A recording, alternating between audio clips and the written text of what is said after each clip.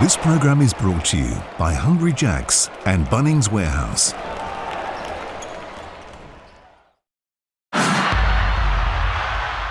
What a round one it has been in the NBL, and we end it with Tasmania hosting Cairns. Cairns got to fly all the way to Hobart, doesn't get much further than that. But Tassie, they've got to play their second of two games for round one, the only team having to do that in round one. Jack McVeigh, if they need energy, Tasmania, Jack McVeigh's the man to give it to them. He was the Blitz MVP, so he'll be riding a wave of momentum. Expect him to have a really good game. Now, Cairns, there are a bunch of unknown names except for one man, their point guard, T.M. McCall. So much is going to land on his shoulders. This should be a beauty. If you're having a bet on the game, Cairns v Tasmania, gamble responsibly. You know the score. Stay in control. Gamble responsibly. Monday night, Hungry Jack's tip-off opening round wraps up from the nest as the JackJumpers host the Taipans, where the Ink Army awaits. But these Taipans are hungry for success. Led by electrifying star Tajir McCall, NBL Rookie of the Year Bull Quall, and most improved player Keanu Pindy, these young Taipans are ready to strike. With Scott Roth at the helm, can these upstarts, these never give in, these Tasmania JackJumpers go one better this season and complete the fairy tale? Will floor general Josh Majek and new import Rashard Kelly march this team to championship glory? Welcome to NBL23, where unrivaled awaits. It's become one of the hardest places to win a game of basketball in Australia. My State Bank Arena, the home of the Tasmania JackJumpers, and much like it was every home game last season, it is a sellout tonight as the JackJumpers are on their home floor for the very first time. Good evening and welcome. Great to have your company for Monday Night Basketball as Tasmania take on the Cairns Taipans, who we're going to see for the first time in NBL 23. It's a history-making day, and we'll get to the Adelaide 36ers very shortly as well. Jack Heverin joined in commentary by Pete Hooley, NBL Championship winner, and a very special guest tonight in commentary, Southeast Melbourne superstar Mitch Creek. Creaky, welcome to the commentary team. Boys, it's an absolute pleasure to be here. Pete, it's been a big day. Oh, it's been a massive day, and look, we're going to cap it off with what could be a really exciting game. You mentioned Cairns, we haven't seen them yet, but Tassie, they're back in the nest. I'm looking forward to seeing how this one plays out. Let's talk about their imports. We saw them on Saturday night. They lost to Southeast Melbourne. What did you see, particularly from the two new imports? Look, they're very slow to start. In the first half, I think it was pretty obvious they were just getting adjusted to both their team and the league in the regular season. 3 of 18 combined, including Josh Majek, but in the second half, it looked like everything just opened up. Rashard Kelly, Milton Doyle, they started to flow a little bit, and it became more of an exciting game to watch. We're so used to Tasmania playing slow, grinding it out, being super unselfish. That's how they built their culture. But it looks like these two just said, let's just ball. We still stay unselfish, we still make the extra pass, but let's just have some fun. And Rashard Kelly started to fill it up. Majek was making plays, passing. This one, Creaky, I'm not sure what your big fella was thinking there, but here goes Rashard Kelly, and they're going to be hard to put away. Phoenix got up to a nice, good lead, and then they came straight back. And then there's the Cairns Taipans, Creaky, who, as we mentioned, we haven't seen so far. Of all of the teams in the off-season changes, the Taipans have probably had as much as anyone, so it's a brand new team we're seeing tonight. It is. They're young. There's not a lot of experience on the floor from the NBL or internationally right now, but the thing is, that's dangerous. A new team in the league without the pressure of veteran guys coming in, it's a new world for them. They can kind of do whatever they want, and the world's their oyster. That man on screen, Pete, Keanu Pindy, started last season as an off-cut from the Adelaide 36ers. Cairns took a chance. He finished the season as the most improved player in the NBL. Well, look, I mean, Adam Ford took the chance. They've got a previous history together, said, look, I'm come up to Cairns, I'm going to give you a bit more of a license. And he just found a home to unlock his full potential. And a lot of it came with not having to think too much. Just go out there and play. Just be super athletic, play your game. And if you do make mistakes, I'm going to let you work through it. Adam Ford did super good job of letting Keanu Pindy do that, and look, debut for the Boomers, had some good games. And a slightly similar story in a way, Creaky, for Bull Quall. Their last signing last season, finished the year as the Rookie of the Year. Since then, has represented South Sudan at international level and has worked out with NBA teams. Yeah, Bull's been amazing. Coming into the league, we knew he was a shooting threat, but as he's progressed through his skill set development, he now understands that he's a slasher, he's a guy that can play defense, he's got length, he's got size, and now he's got international experience, so we're looking for him to have a big season this year. Let's take a look at their champion starting lineup for the Taipans. There are some very new names. We'll tell you all about them right across the night. Pete, what are your expectations? Well, I tell you what, I'm looking forward to seeing DJ Hogue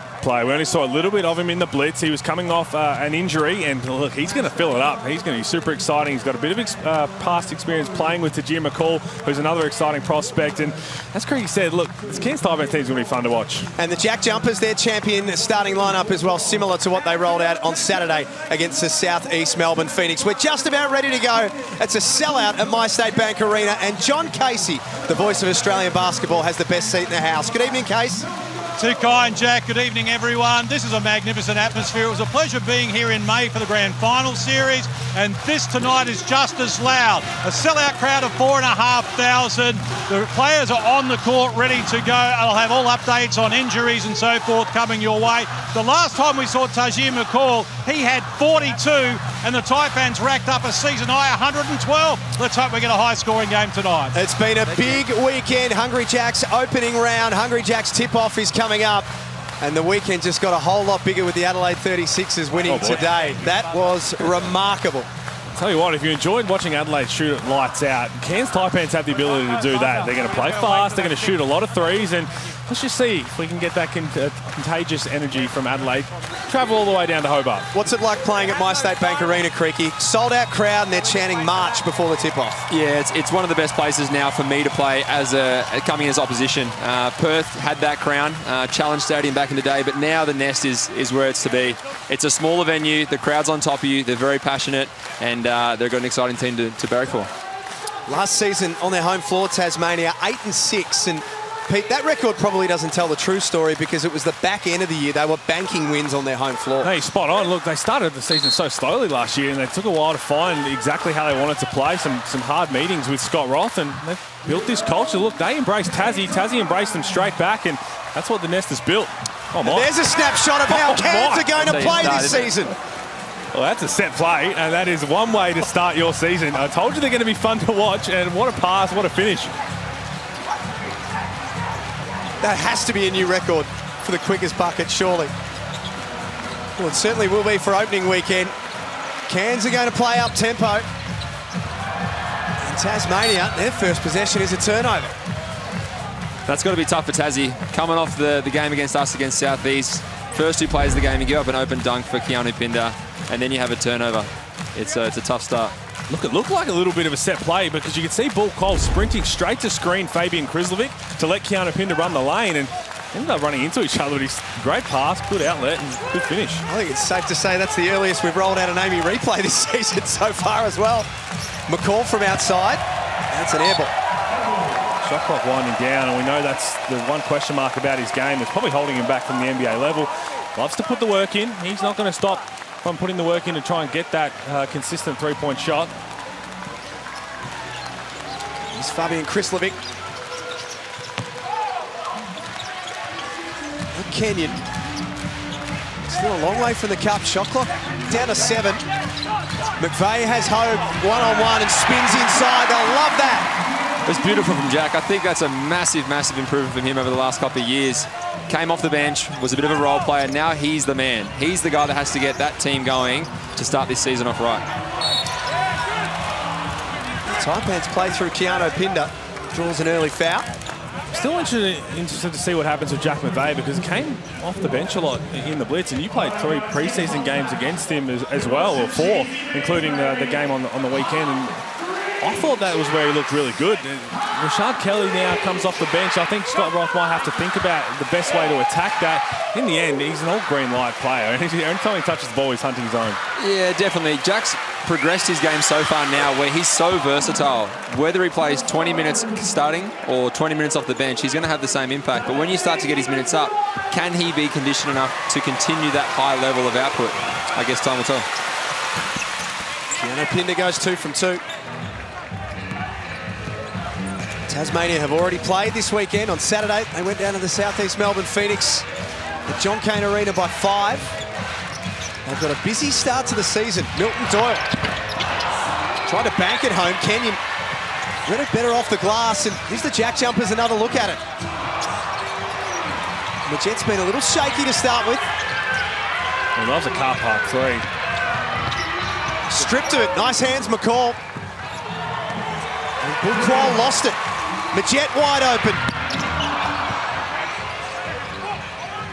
Had some looks early, Tasmania. I like that from Majette, though. He's normally a pass-first guy. He gets in the paint. He's looking to distribute late. Getting him a few good wide-open looks, whether they make or miss early, is going to be great for his confidence, I think. Qual baseline.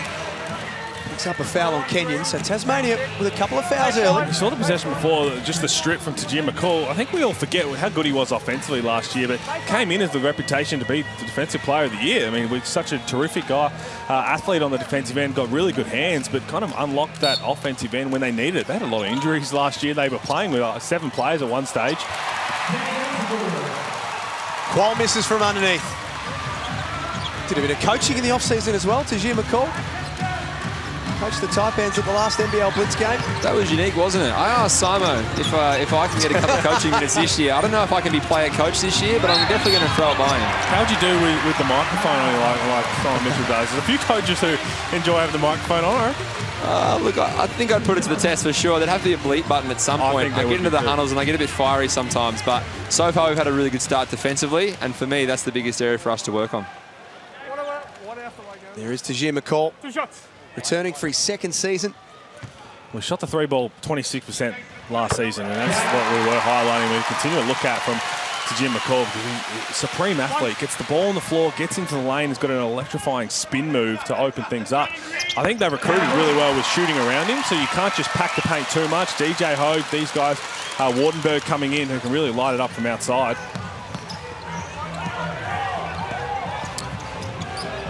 Couple of minutes played at My State Bank Arena, sellout crowd.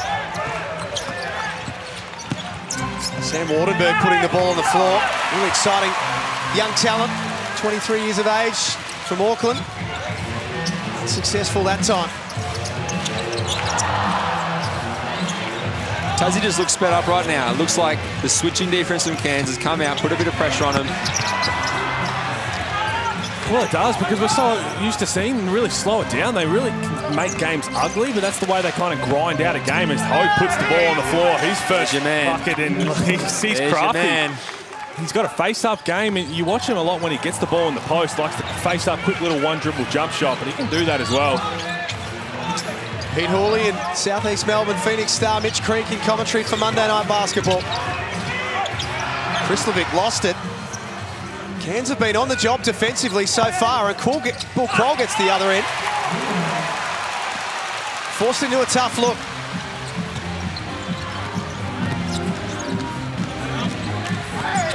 McVeigh saw a part to the basket. That will be an offensive foul. Really good read from Pinder. I think they're talking about it. We might have different calls. I think we've got different calls here. Flip a coin, Halls, what do you got? I think it was a charge. Look how you got in. Set in time, comes across, counter Pinder, absolutely. But I don't mind that. We've seen that a few times over the weekend. Referees get together and say, look, I've got a different angle, and kind of talk it out. I know it takes a few seconds to figure out, but if you get the right decision, I'm all for that. Yeah, I agree with you. Too many times as players, we're so pent up with aggression and anger, and we're like, what's the call? We want to find out straight away. But at the same time, you want them to make the right decision. You see it in other sports, they take their time, they've got reviews. There's a foul on DJ Hogue, and again, 2 different calls. Look like the right one. And see Tassie now starting to lift the pressure on the defensive end. That's where they made their identity last year. Have a look at these Cairns uniforms. This away strip is unreal. It's spectacular. The snake skin, I like the touch to it, but this colour in particular, this colourway, it's got a little bit of your hair to it right now, Craigie. Hey, come on now. I'm more white than orange, thank you. Oh, there's a little bit of white in there. There's a little bit. I tell you what, Shannon Scott played together at Long Island. Great backup point guard over there. So I think I might have to do a jersey swap this year. I might have to steal one of those Cairns ones. 100% be doing that. I'm sure they're flying off the shelves. Jack McVeigh has all 6 of Tasmania's points so far in the game. He's the leading scorer at the Blitz. Just a little disorganised in the half court. We know that Adam Ford's spoken the preseason, they're going to play fast. We see as soon as it's a long rebound or a turnover, they're out. Everybody's running, trying to get some quick shots up, and that's why I wrote a little bit last week. And keep an eye on both the all-time field goal attempts in the 40-minute era and the three-point attempts, because they're going to play super fast. Pinder, nice take. It's good. Huge development from Keanu. A few years ago, he's on the back of a roster, barely getting in court time. Now he's progressed so far. He's one of the hardest big men in the league to guard now. He's really improved. It's awesome to see. And you've seen a lot of that because of when he was at Adelaide. Anytime he makes a mistake, and when you're first in the league, you ripped off and you struggle to get back in that game when you kind of checked out. Adam Ford basically said, look, you're going to make mistakes. I want you to work through it. How good is that for the confidence of someone who's trying to find their true potential? For any player, all you want is confidence from your coach, and that is hard to sometimes generate from just within. If your coach isn't on your side, you feel like you're kind of fighting yourself and also your coach. So when you got someone like Fordy or any of the great coaches in the league, and they say, mate, it's okay, you're going to make mistakes, you're going to bounce it off your foot, you're going to turn it over, you're going to miss dunks, you're going to do all these things, but you're still a great basketballer and you're giving good effort, and that's all you want to see. There's another case in point. Matt Kenyon steps into that three. Look, he's going to shoot that anytime he's open because they're going to leave him open. They're going to test him out to shoot the three. We saw a few in the game against the Phoenix where he didn't want to let it fly when he was open. It's a good pass from Kinder. McCall just couldn't finish, and that's probably going to be a flop warning as we see Vaughan Mabry wave the hand. A pass from Majet. Kenyon finds Bairstow. Brilliant basketball, Tasmania. That's where Tassie are most dangerous, pushing the pace, but Jet finding people that are open. That's going to be an upset charge. That is outstanding scout from Jared Bairstow, knowing exactly where Tajir McCall wants to get to, and that's the three from Matt Kenyon. Just didn't think about it. And what we're seeing here, Creaky and Pete, turnovers early creeping in for Cairns. Yes, they want to be helter-skelter and they want to push the ball, but this is the risk that comes with that sort of style, isn't it? Yeah, right now I think they're nearly at 8 turnovers collectively as both teams as the game starts. We're not even 5 minutes in. We need teams to look after the ball. With a game like this, first one for Cairns, obviously bouncing back after a loss for Tasmania, you want to take care of the ball. You don't get many possessions, and nowadays teams are so damn good. You want those one possessions at the end of a game. Doyle from well outside. Good rip down from Keanu Pinder. That's a smart way to do a transition foul, but especially when you're playing at home, and we know the fans down in Tassie, how crazy they are. They're non-stop loud. It's flares away from a EuroLeague atmosphere. I said that last season, and that's just the way they play. So not to get caught up in that too much. Just try and play your game, but the problem is that's Cairns' game. They want to play fast. They want to get out and run. 11-8 at the timeout. Tasmania lead by 3 at MyState Bank Arena. We mentioned that it has been a history-making day today here in the Hungry Jacks NBL. The Adelaide 36ers, as part of the NBL-NBA relationship that we've got going on, travelled and did something very, very special today. The first NBL team to defeat an NBA team. Craig Randall went off and he spoke to our very own Liam Santamaria after today's match. They were the Western Conference champs. You just had 35. This is a game that could potentially change your life. I'm locked in on the NBL season right now. I'll worry about the NBA when it comes, but I hope everybody watch tonight. Adelaide is here. I mean, we're going to come back to Australia and worry about those games and see what we can do this year. You're the first NBL team to ever win a game against an NBA team. What does that say about this Adelaide 36ers squad? Everything, from the front office to the coaching staff to the hard work we put in together as a team. Like I said, we're bought in right now, whatever coach is telling us to do. Tonight we showed that. We didn't fold when they made a run, and we held our own. We showed that we're here to stay with anybody and everybody, so it showed a lot. Have you spoken to your dad yet? I just went over to him. I think he was in tears, but I understand why. But it's a big moment for everybody. I'm happy I'm back home. I went to high school here, so I know how it feels here. So it was just a good experience, and I'm blessed to be here. Congratulations. Thank you. Thank you. Oh, I mean, just incredible. The entire game. We'll talk about it a bit more at halftime, but I was speechless for a little bit. I was hopeful for a little bit. And then, to be honest, I just couldn't stop laughing. It was just one of the most incredible displays I've ever seen. And I love that he talks about all eyes are on the NBL. And if they manage to all get on the same flight home, which I'm not convinced they will, then they're going to be a tough beat. How well did they shoot the basketball? Goodness me. That was something spectacular. If you watch that game, you watch someone like Randall come in who's been a little hit and miss at times. You don't know what you're going to get from him. But this game, he came, he stood up, and he made basket, basket, basket, basket. The man couldn't miss. 11-10 at MyState Bank Arena. Jared Weeks in for his first minutes. As Pete said, we'll take you through the highlights of Adelaide defeating the Phoenix Suns at halftime in this one.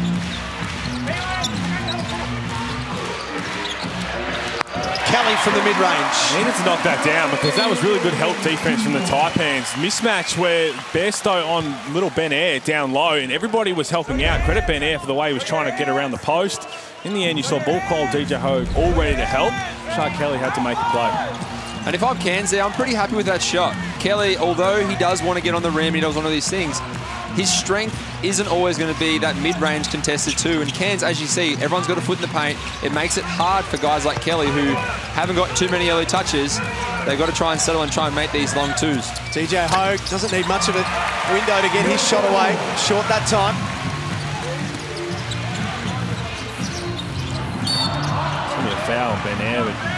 As you see Tasmania start to speed it up a little bit, they did that on Saturday night after half-time against your team, Creek. How hard is it to really adapt when your style of play might be different to like the JackJumpers? The JackJumpers really like to slow it down. Look, as I said, they can make things ugly because they keeps them hanging around. How hard is it to adjust on the fly? Yeah, it is tough, especially with Tasmania, so well coached by Rothie. The boys are very disciplined. There's not too many chinks in the arm with those guys. They know what their strengths are, they know what their weaknesses are, and for us, we have to try and capitalise on every single opportunity. And unfortunately, normally it's the new guys coming in. You know, as much as we hate to say it, the new guys haven't been around, so they're trying to... Oh, wow. Yeah, you're really trying to punish the new guys coming in who might not spend as much time in the defensive system. So for us, we're really trying to put them in a lot of action and trying to make them have miscommunications and a few breakdowns. This right here is exactly why that new rule change has come in, because we don't want to see that. We want to see either Milton Doyle getting upstairs and throwing it down, or if you are going to come across and try and contest, you're basically going to have to meet them at the rim. But I will give credit to Ben Air. I don't think he's meeting too many players at the rim. Nope.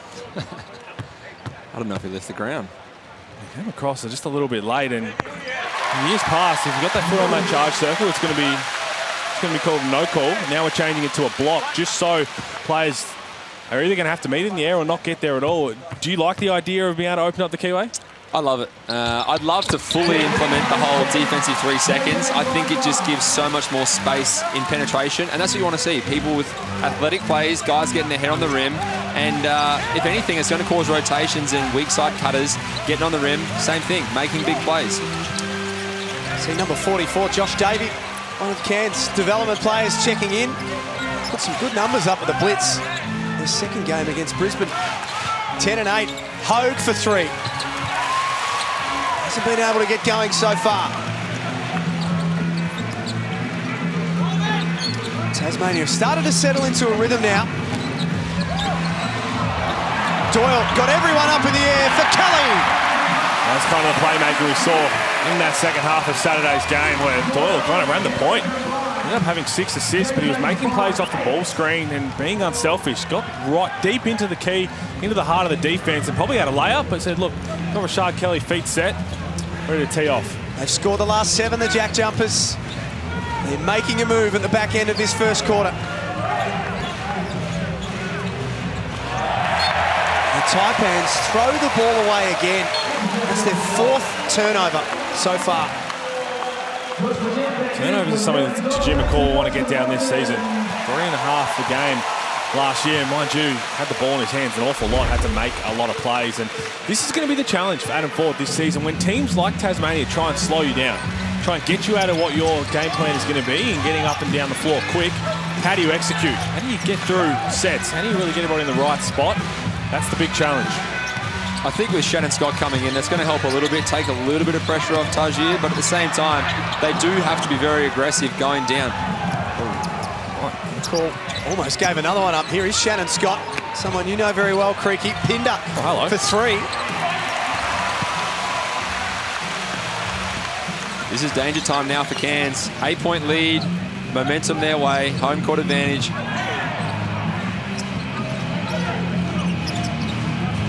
Weeks always shoots with confidence. You're spot on, Craig, and you just see that Tasmania haven't dropped their level, and they're never going to at home. We saw it drop level on the road a couple of times and then managed to grind it back out. This crowd doesn't allow them to drop their level. Anytime there might be a little bit of slippage, the crowd starts to turn it up and they have no choice but to respond. Cairns need a basket, Majuk Deng. And this is a dangerous period, 11-point game. You get a stop, goes to 13 or 14. Going into the quarter, you have a bad offensive possession here, it's back to single digits. Game-high lead right now in 11 points. Weeks got Hogue up in the air, and Hogue got a piece of it.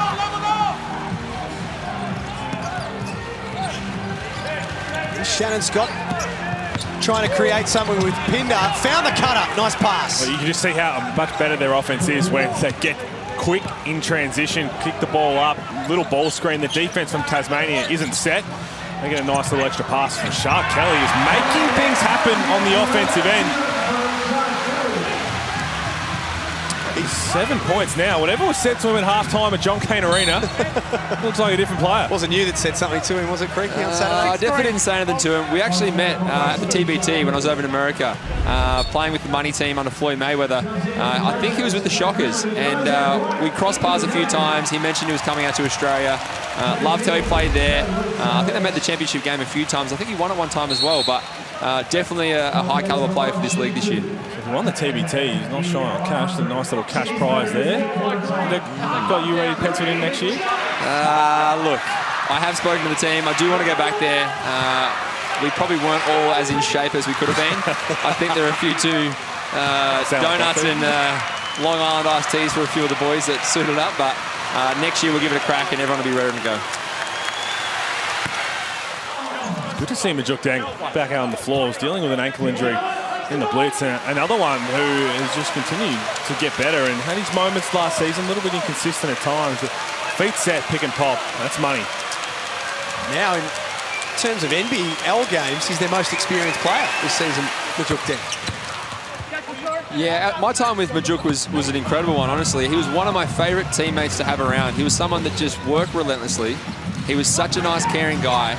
And every single time my family came to town, he was the first person up, saying hello, give my mum a hug and a kiss. It didn't matter who it was. He's an absolute awesome human. Got a lot of time for big Majuk Deng. Cairns have got it back within single figures. Quarter time approaching.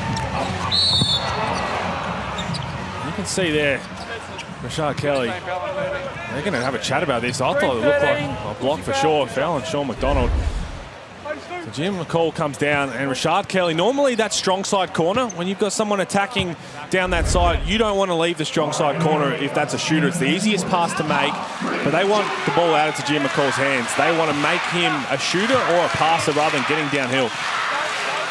Definitely with Tasmania too on defense, one of the big focuses for us is 1 dribble, 2 dribbles max, move that ball on. They have a heavy nail shift, so that means first pass closest away is going to heavy help, and obviously 2 dribbles any more than that, they're going to be in there for a heavy dig like that one. So corner man's wide open, give the ball up, knock it down. Shot clock switched off. Last play of this first quarter. JackJumpers made a big run. They're going to take a lead into this first break. It's just a question of how big it is. Clock winds for Majet. Long rebound falls out to Isaac White. But it's the JackJumpers in front by 8 at quarter time. 23-15 at MyState Bank Arena. You're watching Monday Night Basketball in the Hungry Jacks NBL.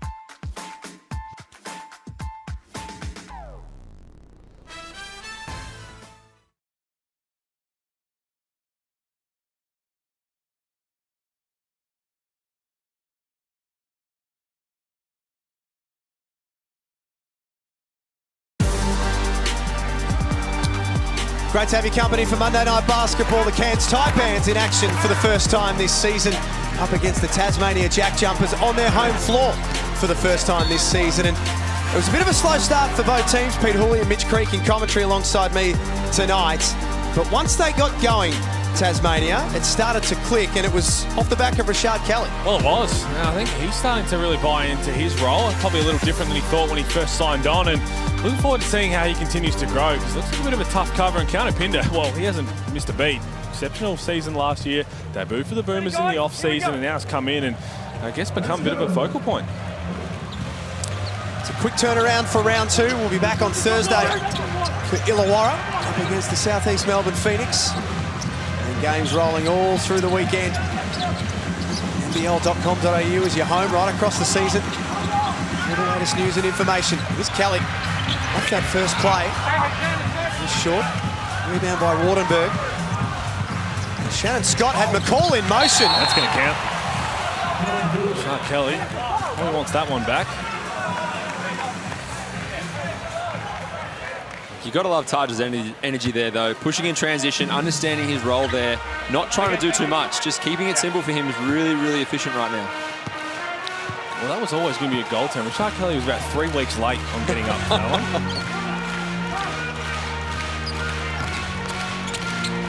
18 points on Saturday for Rashard Kelly. Here's Isaac White, formerly the Illawarra Hawks. That's going to be a flop warning.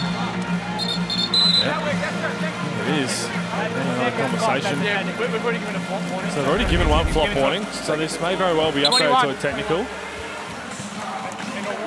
Got a warning on the first technical foul. So there we go. So you can hear the referees speaking about it. There was already that one flop warning that we highlighted. It was on the run. I'm not sure we actually got to see the official one, but it was given by Fawn Mayberry that we highlighted. And Wardenberg is the unlucky recipient because there's already been one. Yeah, it's a little rough. Coming in, first possession, you get yourself a technical foul. It's that's not a nice feeling, but for him, he's just got to stay solid. He's the bigger body of the two. He's a little bit taller. Just try and make Kelly score over you, wall up, put your hands up, put them behind your ear, just like your mum and dad taught you under 10s. That's the best way to try and guard these guys because they're just too talented. They'll just go past you. So for us, we're just trying to make sure we can do everything we can and take it through the chest, make it tough for him. Now, Sam Wardenberg, one of my fresh faces in NBL23, from all reports, is a bona fide genius. Yes. And I'm not talking about just like incredibly smart. I'm talking about if you happen to go to a trivia night, there's no way you can lose if you have this man in your team. I've been told from all reports that he is one of the smartest people around. 2 master's degrees, I believe. One more than me. Definitely. Oh, have you got one, have you? You've got one, have you, Pete? Please tell us more about yours, Pete. Oh, no, he's got me covered. Exciting talent on the basketball floor as well. Had a great career with University of Miami. The signature the Cairns were very happy to lock away early in the off-season. Pass chopped down, Shannon Scott on the move. Wardenberg catch and shoot. We sung his praises. Always happens that way.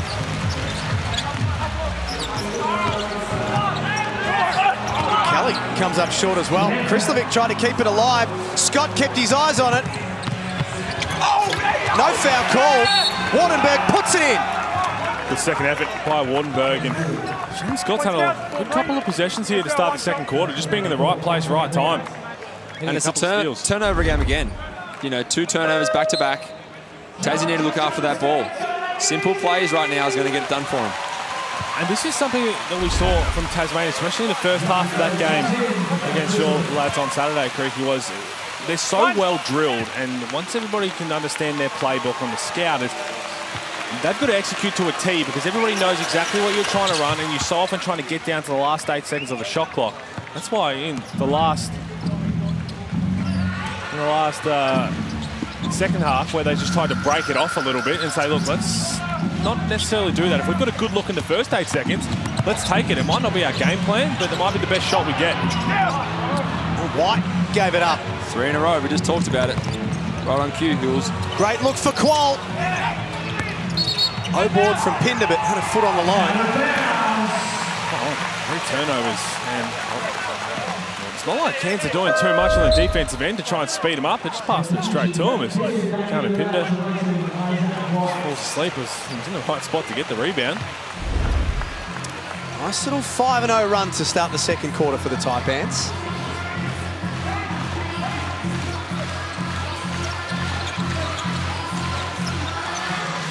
Sean McDonald has been one of the stories of Tasmania's season so far. McVeigh fouled in the act of shooting a three. Speaking of singing his praises, that's something that not the smartest thing to do on a basketball floor is foul a three-point shooter. Anytime Jack's in, you got to know he's always hunting shots. I absolutely love the man to death. I love what he's about, his positivity, his energy, what he does for this team every single possession. But when he's got that ball, I tell you what, every shot looks good. All green light team, he's probably in there. I think for sure. He might be the captain. Well, excuse me, your teammate Kyle Adam has been the captain of that all green light team for a long time. He hasn't seen a shot he doesn't like. But in saying that, I will sing very poorly, but I will sing Kiz's praises. Comes out, round one, 30 ball, cooking, hotter than hot, white hot, hotter than my haircut. That man was ready to go. I tell you what. I heard him in shoot around and he goes, mate, I am absolutely melting hot. And didn't lie.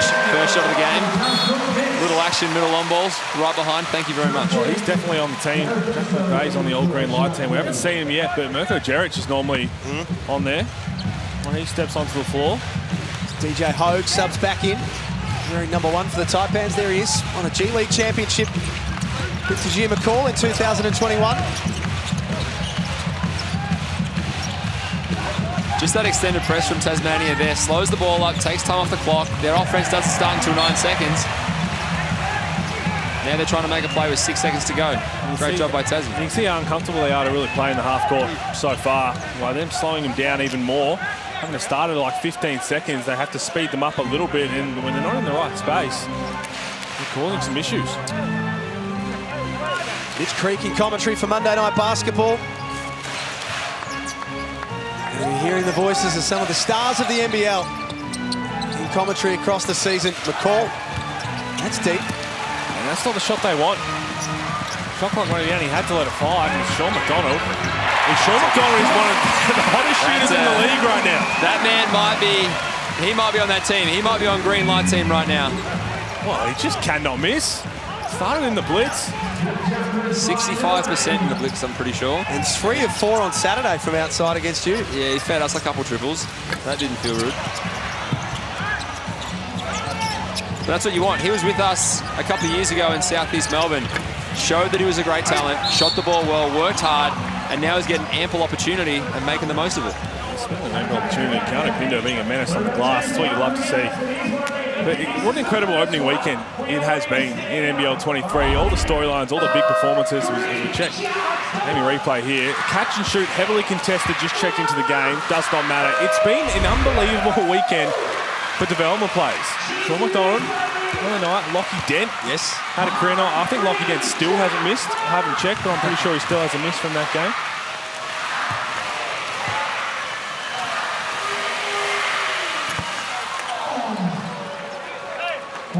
Yeah, you love what he's doing right now. Cairns Pinder's been amazing. I think he's going to be a huge talent this season. I said it before, he's one of the hardest guys to guard now because of his athleticism, his strength and his size. He gets out of those pick and roll situations really quickly and really effectively. It makes it really hard for weak side to come across, and now he's passing the ball at a higher level. I think it comes down to that confidence we spoke about before. 7-point lead to Tasmania. Majette from deep. Got it! That's going to feel good from Josh Majette. Really struggled in that opening game. 3 of 11. One of the threes have looked way off, but feet set. Doesn't like to get too close to the three-point line either.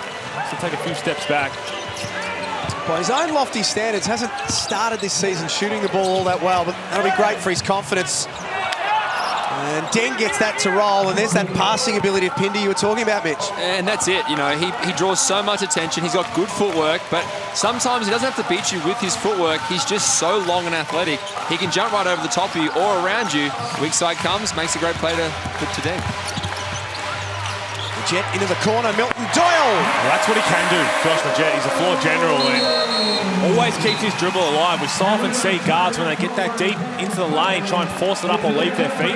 Keeps the dribble alive, had to pick which shooter he wanted to get to. And in the end, if you Mirko Jeric, that's probably going to be a closeout more towards Matt Kenyon. So you want to let Matt Kenyon shoot the three over Milton Doyle in the corner. And for us the other night, I know we got absolutely tortured by Simon Mitchell. We came out of that and we have a nice little simple call called home. Majette goes into the lane, everyone calls home, goes back to their own man. I think throughout the first, second and third quarter, we were running straight to Majette, all eyes on him, finding guys. McDonald, as you said before, 3 or 4. Doyle made one, Kelly made one, Jack McVeigh made a couple as well. And that's what he does. You've got to stay home on him because he's not going to be a finisher at the rim. 35-24 in the timeout. Let's get courtside to John Casey. Thanks very much, Jack. A very impressive display here from the Jack Jumpers so far. Of course, they're doing it without 3 of their stars as well.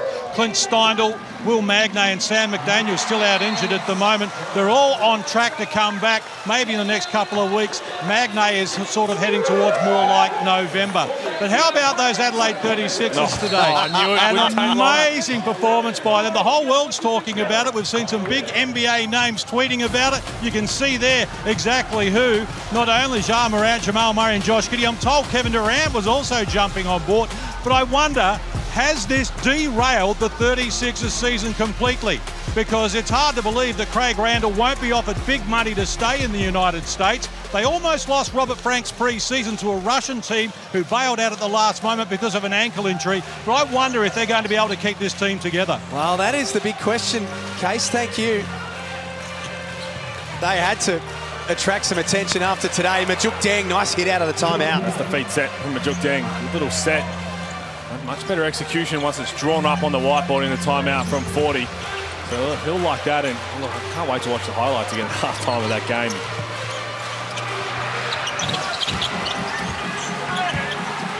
DJ Ho drags it in. Shannon Scott waited for Ho to get to the other end. Nice find and even better finish. It's better patience from the Taipans. We haven't seen that so far in this game. We've highlighted how if they're supposed to be shooting the 3 ball, they're just 1 of 10 from outside.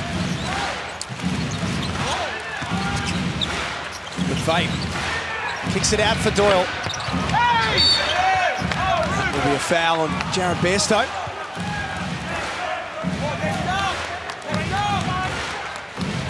This is a big possession for Cairns now. They've got to come down. They've got to execute. Dead ball situation.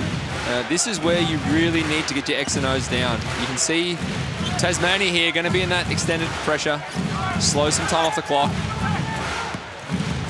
Point forward, DJ Ho.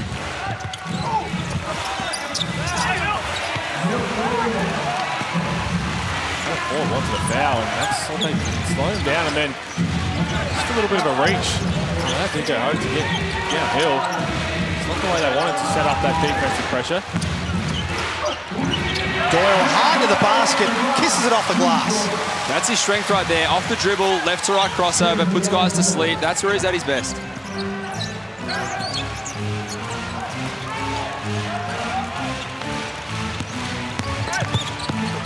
Hogue underneath, they find Deng once more.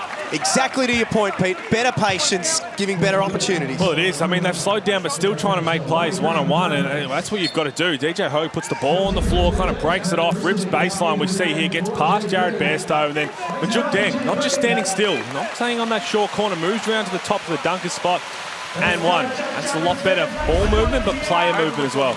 If you're Scott Roth, you're probably disappointed there in McVeigh's rotation. Bairstow's got him pretty much out of bounds, square to him. He's not in a position to go and make a layup or get on the rim.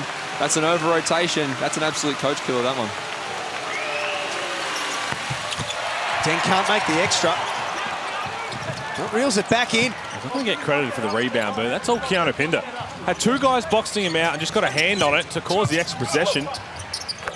And then Majuk Deng, who's absolutely filling it up. 4-point game.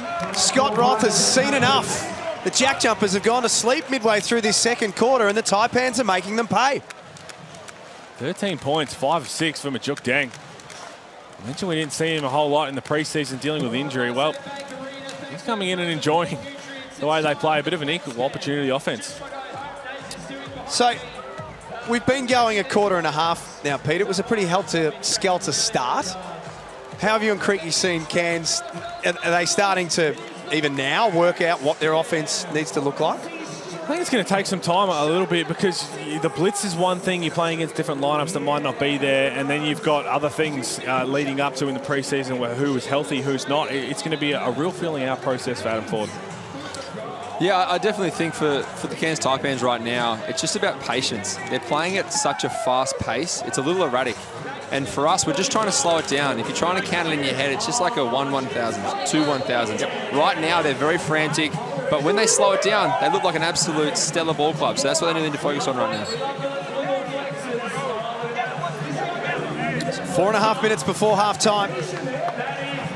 Tasmania led by as much as 10, only a couple of minutes ago. And they've watched that lead whittle away pretty quickly. So some work to do for the home team, who are out on their home floor at a sold-out MyState Bank Arena for the first time this season here in the Hungry Jacks NBL. There's Milton Doyle.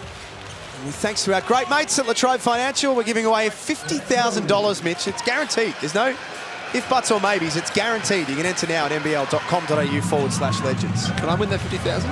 Not now, you can't. Oh, damn. Terms and conditions, my friend. Terms and conditions. That's a tough one. Chris Levick over the top of Deng. Canapinda just got caught reaching. He made him pay. Good step up by Majuk Deng, but again, good patience.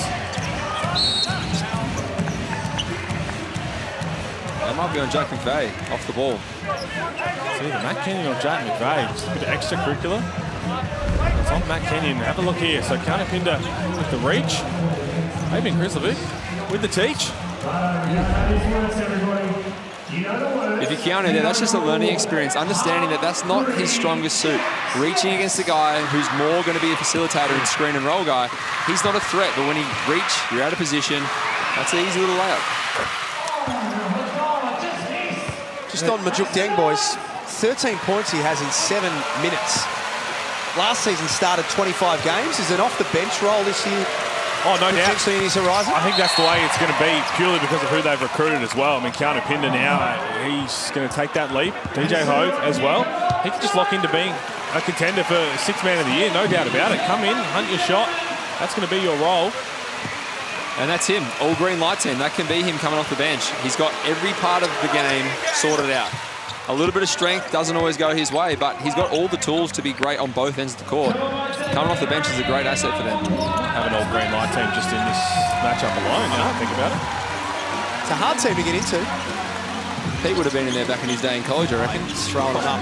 I'm glad you said college, because that was about it. Very nice spin. Well, wasn't it? Well, I'm not going to bring up the 2018 Grand Final Series, Craigie. Oh, well, I don't know what you're talking about. I wasn't in the net. I might have been on holiday somewhere. Deng turns the corner. Oh, he's feeling it. Uh-oh. And again, that was nothing special. Scott Roth's going to be filthy about this because they are just walking into 3 balls. Majuk Deng right now cannot miss. You just let him turn the corner off a little handoff, get caught up on the screen. Going to knock it down. 17 points for Majuk Deng, 16 I should say, on 6 of 7 shooting. It's back to a 1-point margin.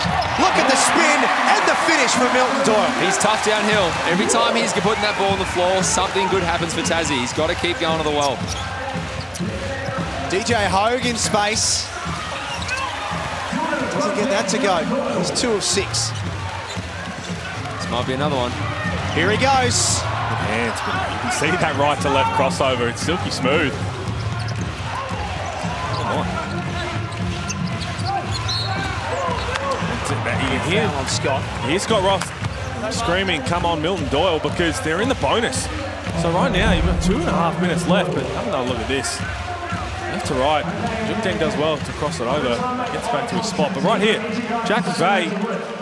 Firstly, that's most likely going to be a switch. That's big on big. So you've got Jack McVeigh, Fabian Krislovic, but you've got to talk early. If you're switching to a shooter, you've got to jump out. That's going to be Krislovic. And if you're late, well, he's going to make you pay.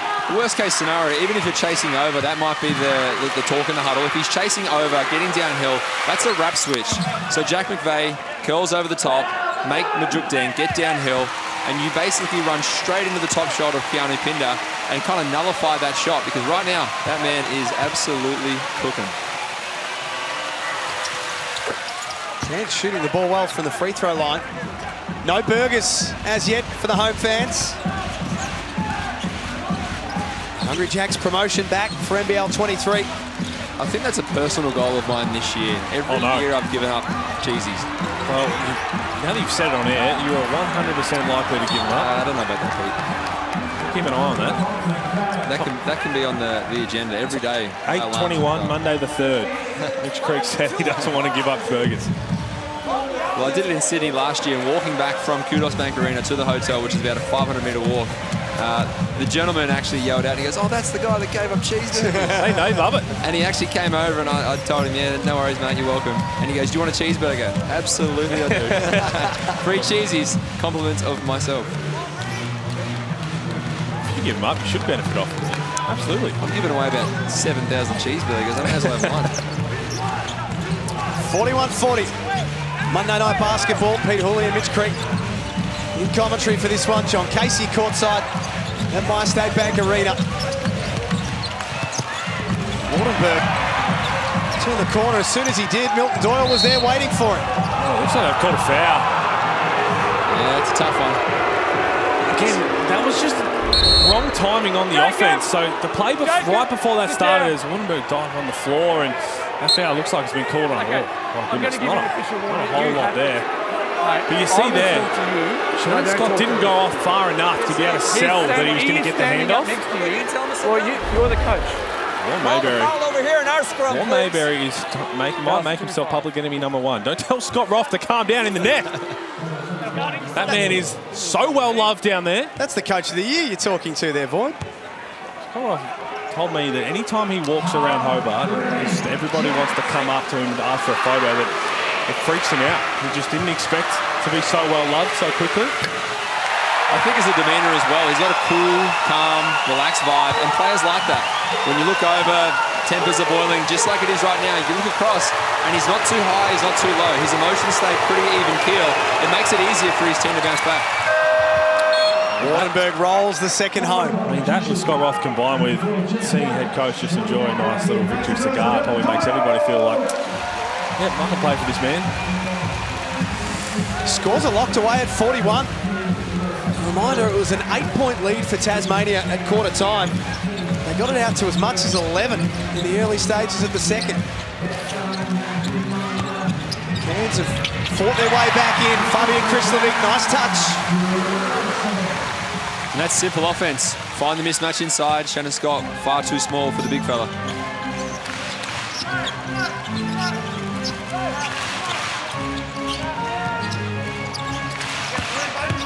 Ho, baseline, nice take, and we're locked away at 43. There's your man, Pete. Well, it's an unassuming quick first step, isn't it? And once he starts to find his range, because he can really light it up from outside and play his college ball at Texas A&M. Look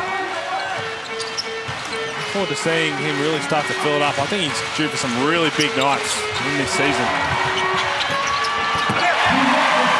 Krislovic's got 6 points, and I think every single one of those shots has hit the front of the rim first and somehow spun over the top. And been a right-hand hook. I love it. that's my forte, man. But you love what he does. He doesn't do anything too fancy, plays his role. Scott, quick release three, and he's fouled by Josh Majette. Well, if he's staying down, it looks like he might have come down on Josh Majette's foot, taking away his landing space. That's exactly what happened. See Josh Majette just a bit too overzealous, thinks that there was no contact, but took away the landing space right there. And that is, in the NBA, flagrant foul. Now, we don't want to see that, but here it's just going to be 3 free throws, but that never feels nice. Yeah, that hurt my ankle. I'm just coming off an ankle injury, and I know what that feels like. You land on someone's foot, or they're under yours. Craigie, tell us a little bit about Shannon Scott. When he was signed by the Taipans, you know him pretty well. Adam Ford said he was the final piece of the puzzle. Yeah, look, obviously spent some time together with the Long Island Nets. That's the affiliate team to the Brooklyn Nets in the G League in America. We spent about 7 months together, I think, in total. Backup point guard behind a few NBA names, but played a great role. Really cool, calm, collected guy. Really nice guy off the court. Very funny, but look, when it comes to basketball, he's just, you know what you're going to get out of him. You're not going to probably get 20, 25 every single night, but you're just going to get someone that can play defense, 3 steals in the preseason blitz per game, but finds guys on the short roll, makes good plays, simple finishes, and he's an efficient shooter. He's played in Venezuela, Lithuania, he's played all around the place, Germany as well, and I think the perfect final piece is exactly that. He is cool, calm and collected. Jim McCall, we know how he likes to play, and that's what makes him at his best. He's the opposite, so they have the nice little pieces to work with. McDonald denied by Hope. Taipans are finishing strong. Adam Ford wants the early look, and they get it. That is peak coaching from the sideline. Adam Ford, no one else was aware of it except for Adam Ford, who was doing jumping jacks on the sideline. Good block from here from DJ Hogan. They were slowly pushing, and then I think Jim McCall looked up once everybody heard Adam Ford screaming 2 for 1. This youth that we spoke about, so there's only 2 players who have played over 70 games in the NBL on this Taipans outfit. A lot of the leadership now is going to come down to Jim McCall, and I chatted to a little bit about that up in Media Day. It's crazy because, like, throughout my career, I've been told that I have those characteristics, but I'm not that guy. Like, if it's something wrong, I speak on it. Or something right, I speak on it. Like, I'm a genuine guy, but I don't like being the leader or the captain because, like, I feel like that gives a sense of entitlement when we're all on the same page. You know what I mean? I talk to you, you talk to me. I just feel like we're all even. But like, the guys are young. I've seen a lot of basketball. I've been around a lot of basketball. I've seen a lot of things, and so I kind of have a lot of knowledge with things, and they're open and they want to learn. They ask me questions. You know what I mean? So it kind of makes it easy for me to be a leader. But at the end of the day, I really want to win, and if that's what it takes, I'm with that 100%. Well, firstly, I'm so great that he stayed with Cairns and back in the league. I love watching him go back. He's just a terrific person as well, and I believe that he is venturing to Melbourne to get a tattoo based on a recommendation from yourself. Look, this may be true. I'm not going to confirm or deny getting tattoos because Mum and Dad will absolutely smack me over the back of the ears when I get home. But yes, I'll give him a quick shout out. Definitely Justin Tilbrook, addicted to ink, Coburg. The man's an absolute legend. He's done my entire body essentially. And yeah, recommended the big fella, and he's going in there. It's hard to tell us up in Darwin that he's going to venture down all the way to Melbourne to get a piece done.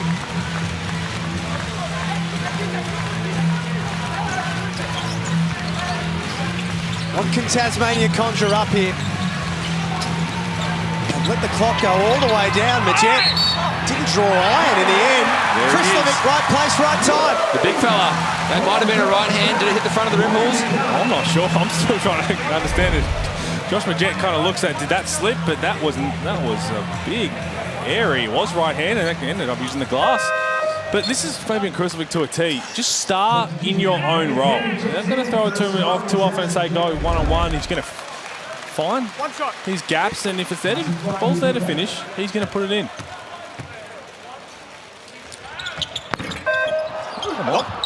Oh, that's the home ground, trying to put him off. Well, they'll get another look here, Tasmania. Early buzzer or not, Majet. Out for Krislovic, he's done everything. Why not finish the first half with a bomb? 11 points to halftime for the big fella. That's what you want to see.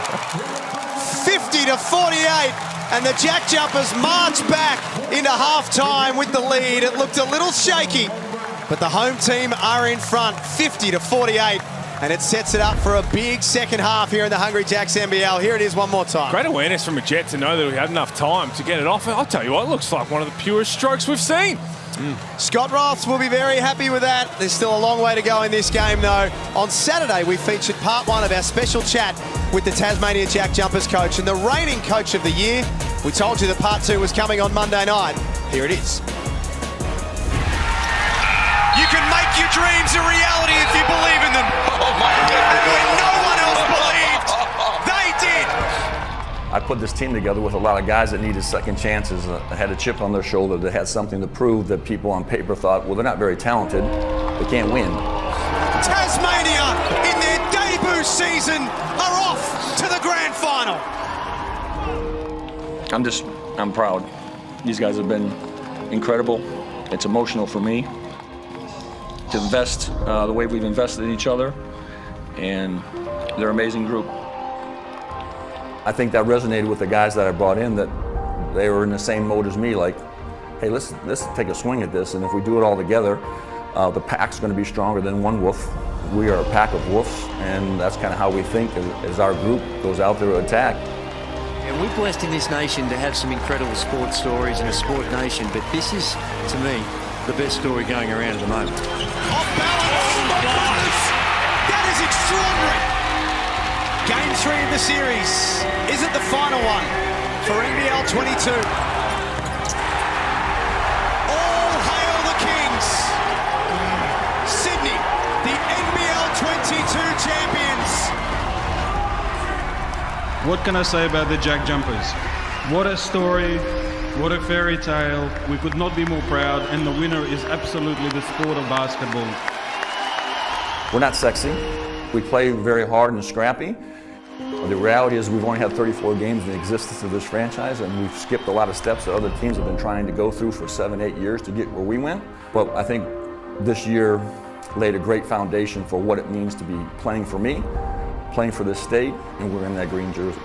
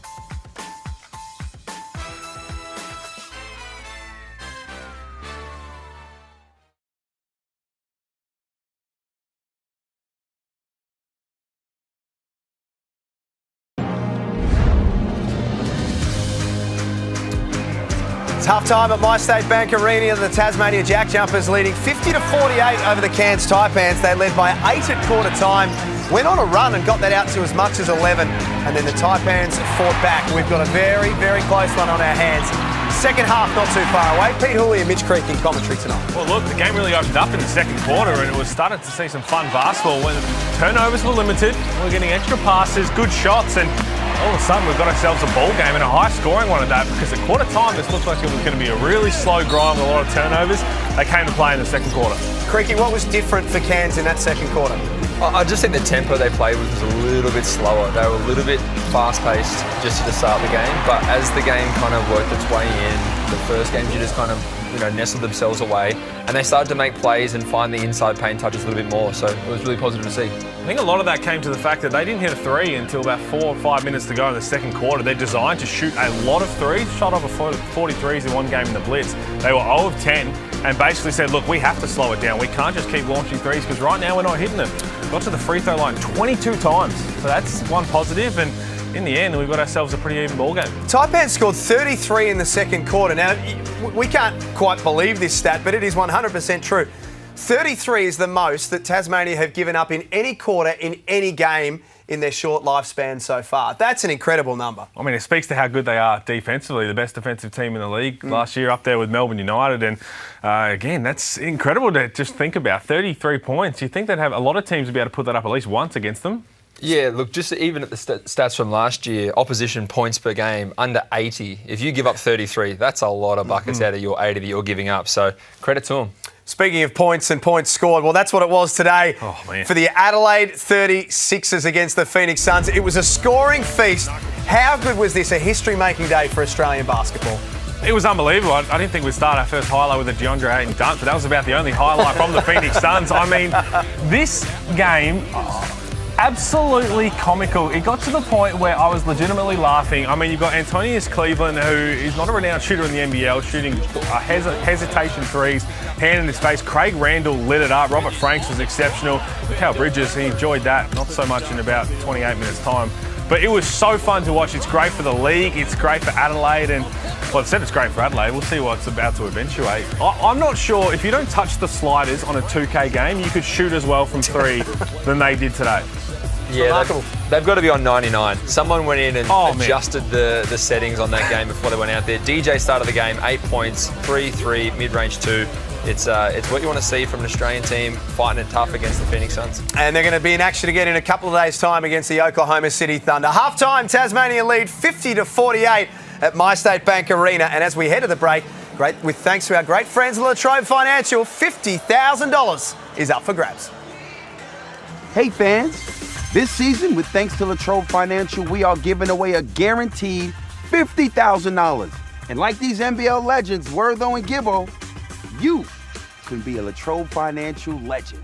All you need to do is send in a clip of you making a half-court shot for your chance to win a semifinals opportunity to shoot from half-court for $50,000. All thanks to La Trobe Financial. Head to the NBL website now to enter.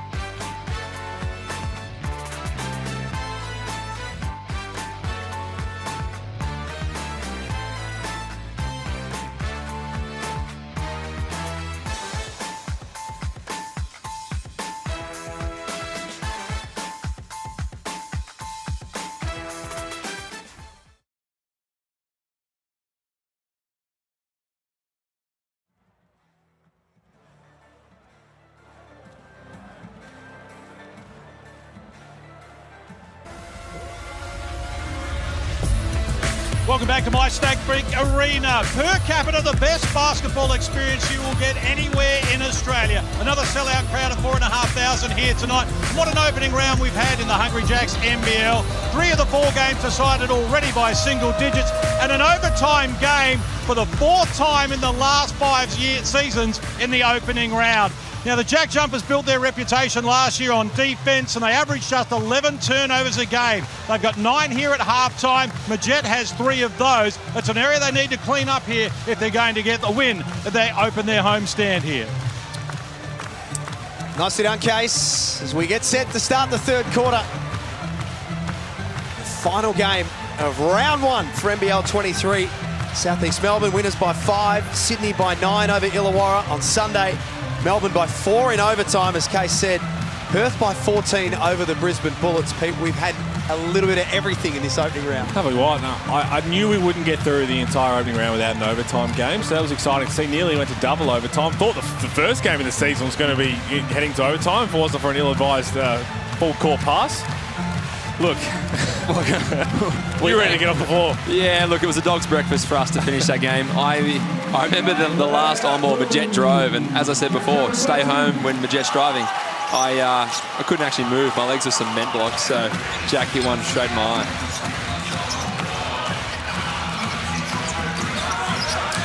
Hogue, Scott, Deng, Waterberg, and Qual on the floor for the Taipans. Kenyon, Majet, McVeigh, Krislovic, and Doyle for Tasmania. That's a beautiful find. It's a beautiful set from the Taipans. It was actually designed for DJ Hogue to try and get off a curl screen into a 3. Tasmania blew it up last second. The ball movement and the player movement. Great cut from Bull Qual. That's a really good way to start the second half. Qual's first points of the game. Their leading scorer is Majuk Deng, who has 16.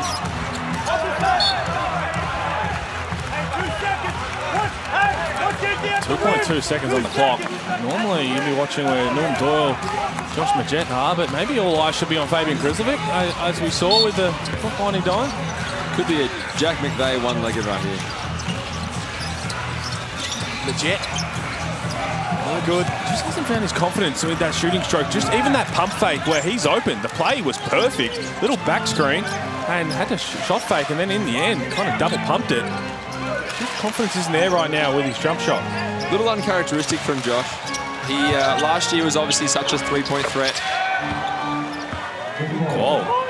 Teeing off, and again, that is great patience from Keanu Pinder.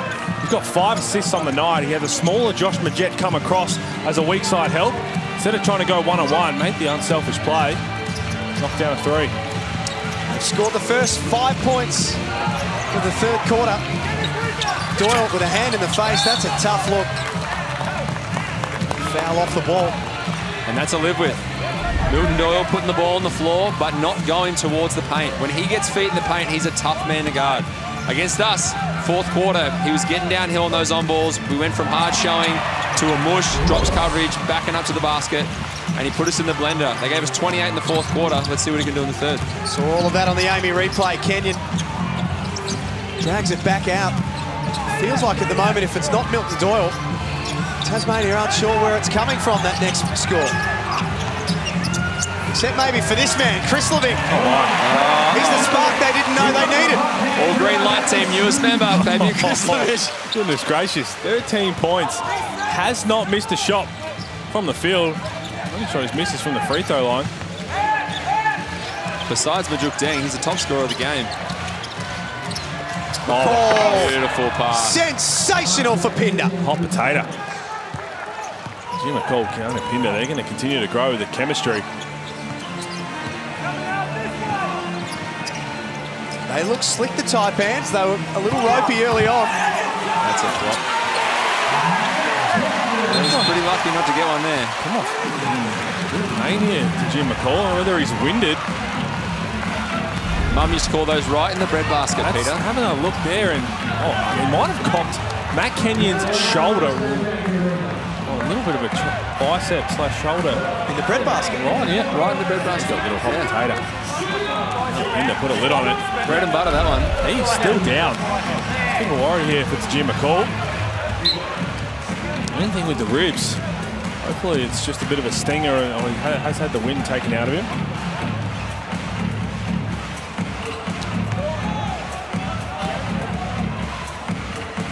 going to stay out there.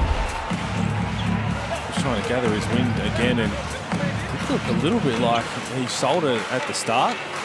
But maybe one of those ones that just the perfect spot where you just never want to be hit. In the jejunum.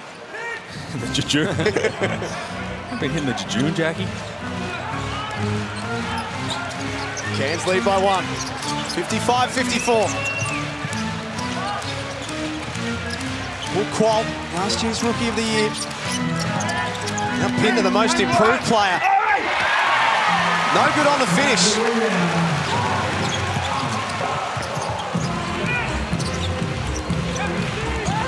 Tasmania meticulous as always at the offensive end. They're in no rush. They get what they want. I'd love to see Tassie go back to Jack McVeigh a little bit here. Keanu Pinder has stayed behind after the play and grabbing at his knee.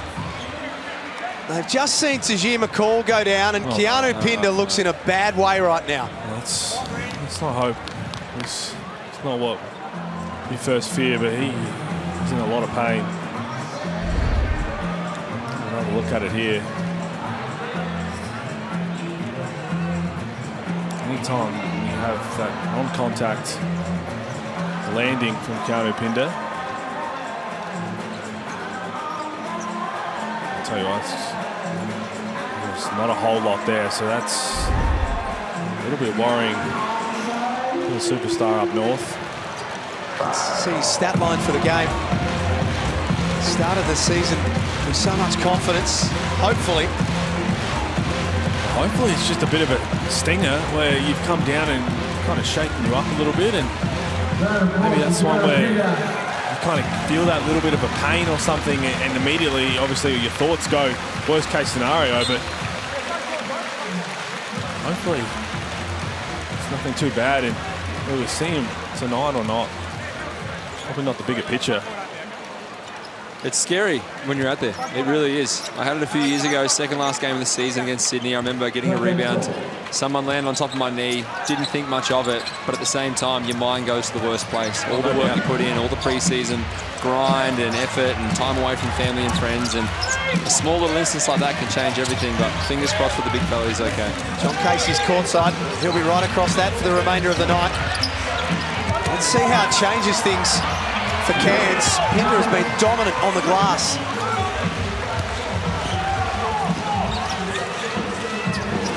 Chris Levick for 3.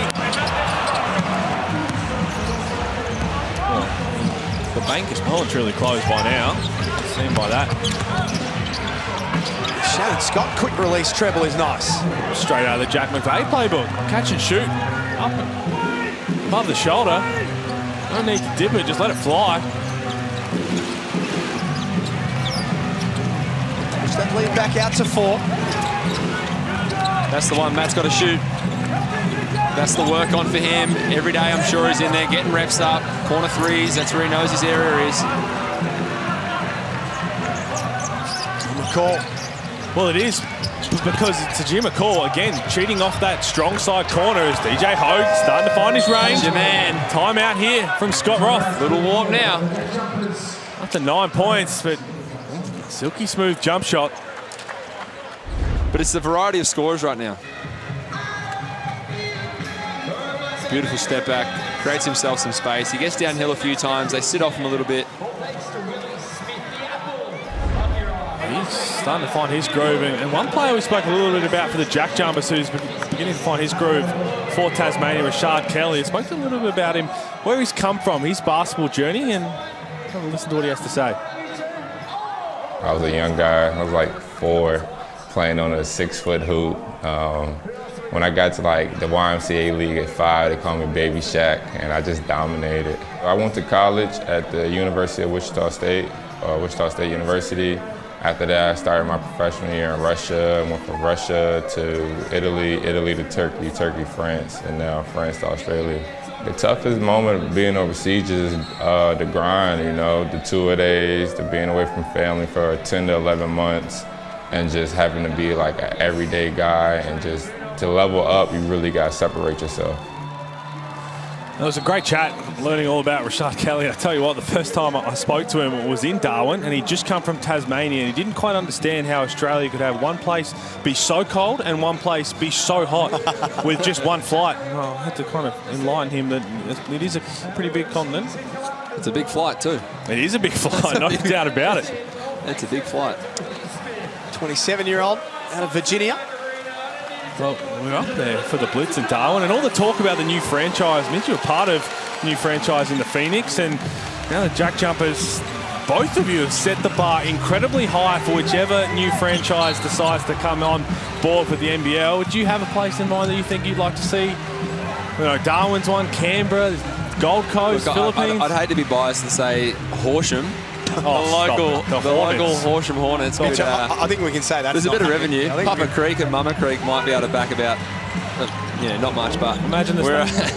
Look, I'd actually love to see it up in Darwin. Another potential Sydney-based team. There's a few different areas that it could go into really well, but it depends on the fan base. Obviously, Darwin was a bit of a test to see where the fans were at. They've obviously got some NBL 1 North teams. They did really well this year, but you want to see a franchise come in like Tasmania, like Southeast Melbourne, and have a great fan base, have a good starting point with coaches, GMs, ownership, and obviously having a big selection of players. Well, you set the bar at the Phoenix and made the semi-finals the second year, and then Tasmania came and made it even higher. So good luck to whoever that is. But imagine the Horsham. It'll be you, Sean Bruce, bring Aaron Bruce out of retirement. Yeah, look, we got a couple going on. There's even a couple of AFL boys we can probably go and snag. Tom McDonald, Sebastian Ross, Jake Lloyd, all played for the local Horsham crew growing up. So we can go out there and give it a run clear money. There he is. Welcome to the league, DJ Hogue. This is what he can do. Green light team. There's going to be a few on this team. It's a deep roster. There might be 12 on it by the end of this game. 56-64. Let's get to Case, who's got an update on Keanu Pinder. Yeah, thanks very much, Jack. Keanu Pinder's made his way onto the exercise bike right in front of me here, and he's been able to get some extension into his knee. When he first came off, he actually couldn't extend his leg to full capacity. And there was a lot of pain above the knee. There didn't appear to be anything wrong with it structurally, but they couldn't really get too much information from Keanu because he was in so much pain. But he is now, as you can see, able to get the extension there. He's able to get some mobility through it as well. So fingers crossed it's not a serious injury, but they're just going to have to assess him as the game goes on. And as you can see, Adam Ford very close, but at least Keanu Pinder can enjoy a laugh at the moment. Well, it looks like he'll probably ask him if he wants to go back out there. And I tell you what, if you ask any player, they're going to want to be out there. See what the physio says. It's no surprise Cairns have sped up this game because they're starting to hit threes. Now they've gone back to okay, let's play fast. They've hit 6 threes on the night now, after hitting 2 in the first half. So 4 in 5 minutes, and now they're starting to pick up the pace and blow this game out a little bit. And Tassie's gone a little quiet. Jack's gone into his shell a little bit. You got Weeks out there now trying to handle the rock. Oh, there you go. That's going to help, man. This is the question mark that I spoke about in their game on Saturday night. As Bull Quoll tees one up in transition. Here's the speed. This is the way they like to play. Tasmania, they don't have Josh Adams this year. He was the guy who said, look, if we need a bucket, if our normal slow unselfishness style of play isn't working, I'm going to break a game open. They don't have that this year. So who's going to step up and try and just take over a game? It's going to be an interesting challenge. It's interesting that we haven't seen Rashad Kelly. Oh, hello. A great deal. Hogue from long. Hasn't scored since quarter time, Rashad Kelly. He's the man. He's got to step up right now, take the game by the horns and say, this is my team. I can do this. McVeigh helps it back in. Adam Ford maybe just seeing a couple of signs starting to creep into his Cairns Taipans and wants to have a chat about it with 3.5 minutes left. Well, again, if you're going to take threes and quick threes, you've got to be ready with defensive trans to make sure you can get set. And if you do a good job to manage to force a miss, you've got to box out. You've done all the hard work. You allow Jack McVeigh, who's the one to take the shot, basically not get off the ground with a putback, put it straight back. Adam Ford did a really good job. Call a quick timeout. Don't let any slippage. They played too well this third quarter. Big shout out to our friends at Latrobe Financial, who could be your best friend this season. We've got a guaranteed $50,000 to give away. Enter now at nbl.com.au/legends for your chance to win. We can see Keanu Pinder there doing a fitness test on the baseline. It's a good sign. You're never sure straight away, especially with anything around the knee. Even if he walks off on his own, you're never quite sure exactly how it is. That's a promising sign. Meanwhile, the Taipans, Halls, you highlighted their want and their desire to shoot the 3 ball, and when it clicks, it's going to be pretty hard to stop. They made 7 of their last 9 3-point attempts. Not great at maths. That's pretty good. Didn't you say you had a master's degree? Wasn't in maths. What is it in? Communications, I believe. Well done. That was all. Communications, I believe. It went well. That's good communication. All I know is I ended up in Bristol, Connecticut on our great friends ESPN studio. So I feel like Pete may have incentivized someone to do some of his tests for him. No, it was, you know why? Because it was all paper, all essays, mate. I'm not the test side. I'll just write for days. Spanish I may have had a little bit of help with in college. I think you'd be on your own there.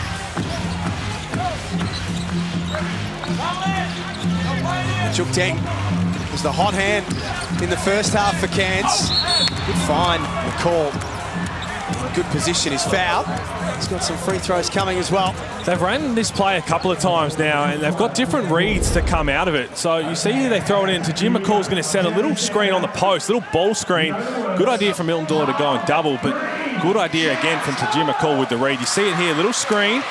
He can either go and do an on-ball screen to Majuk Deng in the post or a cross screen across the free throw line to DJ Hogue, who's going to go around for a 3.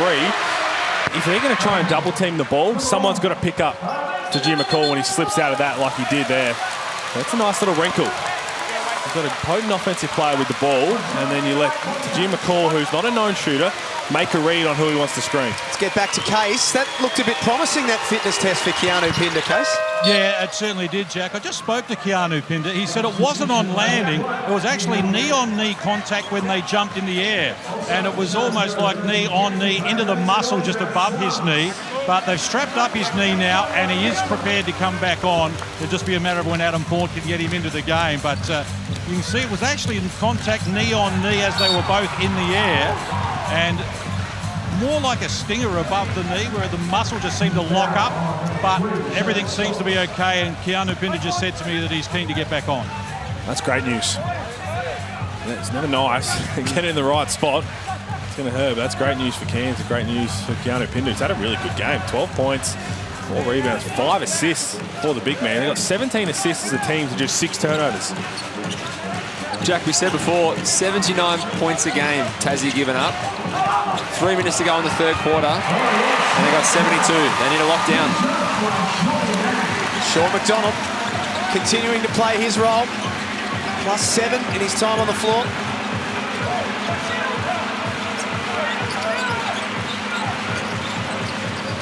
Hogue.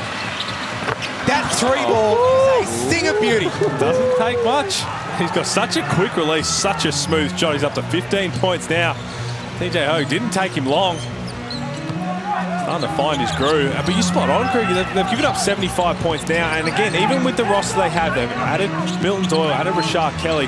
They're not going to be a massive offensive output unit. So they have to go back to being that strong defensive team. I haven't seen it so far. No doubt Scott Roth will make sure they do buy in, and that's going to count. They continue to fill it up. It's the paint touches, Pete. We talked about it, mate. This is exactly what Cairns are going to do. They're going to try and get downhill, feet in the paint. First quarter and a half, they settled. They were jump shots contested, trying to finish outside. Now they're getting head on the rim, getting good looks. They're doing it in transition where they're getting super fast looks, and even that's pretty well defended. Smaller Jared Weeks.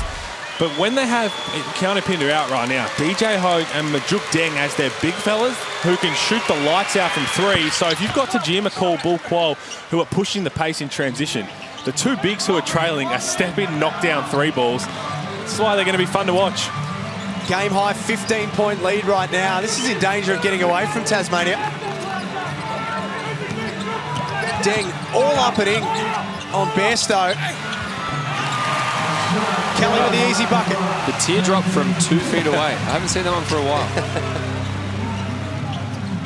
Relieves a little bit of pressure for Tasmania. When the Phoenix on Saturday looked like they were going to run away with it. Pete. That's exactly what we were just talking about. Majuk Deng, DJ Hogue, they've got shooters all across the floor now. If your defense isn't spot on, if you have any miscommunication on any ball screen, that thing's going up. And they've got 9 made 3s. And that's the hard thing to kind of understand right now. Against us on Saturday night, they had a pretty good job of trying to switch a little bit of defense up. They were showing sometimes on the re-screen and the middle pick and roll and side pick and rolls, but when it really came down to it, they were solid. They stayed down in stance, but coming off a back-to-back, essentially, it's going to be a little bit harder with that travel. But right now, they've got the potential to lock down and really get some stops going in this last quarter. Shannon Scott. Oh, my. Quick out of the hand, bottom of the net. Here they go. Hey, you think they're going to get a stop, and then Shannon Scott, a Long Island native. Again, Isaac White's just got to be a little smarter than that, because Tajir McCall never looked like he was going to take it and put the ball on the floor. In fact, it looked like the 1-2 had been set up and communicated before the pass. Last minute of this third quarter. It's been raining threes for Cairns. Oh, why Scott not? for another one, not that time. Qual kept it alive for Deng. 2-point opportunity. Oh, what a pass. Here we go. Doesn't drop for Majuk Deng. He's got 22 points, the leading scorer in this game. Tassie looking a little unsettled. This is where I'd like to see Kelly really come up and set a nice pick and roll, get a little slip action, either get him downhill or in the post. McDonald's pass went astray. Well, someone has to really take onus on the offensive end.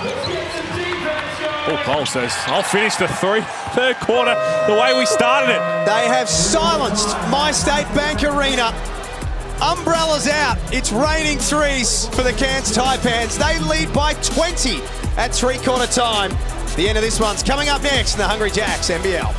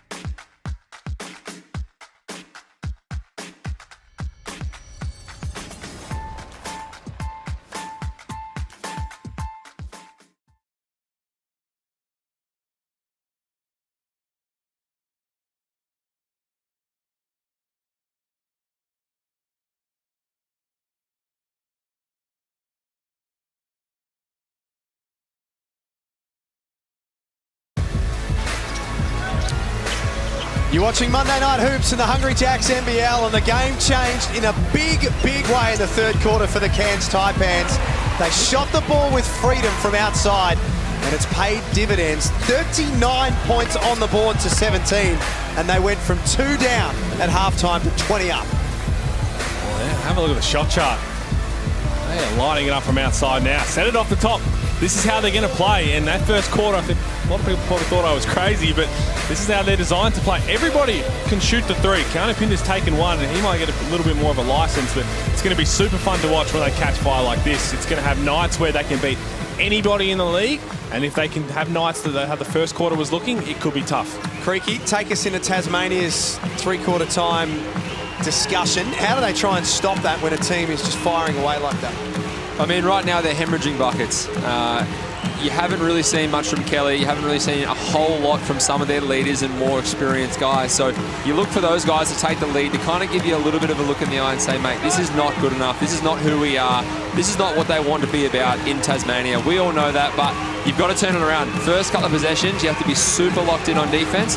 But I'm telling you, I can't say a lot of the words that are going on that huddle. Look, the easiest thing to do is they've got to make buckets themselves. Make Cairns have to slow down and take the ball out. They're missing shots, they're turning it over, which allows Cairns to just sprint. Once they can sprint, everybody's mismatched, they get wide open three. Now they make a bucket, they can set up their half-court defense. Now they can lock into what they do best. And it doesn't take a lot. Right now, if you have 3 possessions, 3 good offensive possessions, 3 good defensive possessions, all of a sudden it's a quick timeout back for Cairns. It's a 14, 13-point game potentially. And then you got everything to play for. That's a good defensive stop here. And again, that's the half-court defense because they managed to slow Taipans down. Shark Kelly tries to answer. Anytime Cairns plays fast, they look like the defense is mismatched and they get a wide open three. John Casey courtside. The Taipans took the air out of the venue in that third quarter. Yeah, they sure did. They have shot the lights out here unbelievably. 39 points in that third quarter. It must be bordering on a franchise record. I mentioned that to Coach Adam Ford, and he said we've had half-time scores of 39 before. But no team last year was able to get 39 in the quarter. In fact, you have to go back to the semi-finals the year before when Melbourne came up with 45 in a quarter in the semi-finals behind a higher scoring quarter. Just remarkable shooting, and they were 2 of 12 from long range at half-time. So they hit 9 of 13 threes in that third quarter. Quick timeout here from Adam Ford, as we suggested.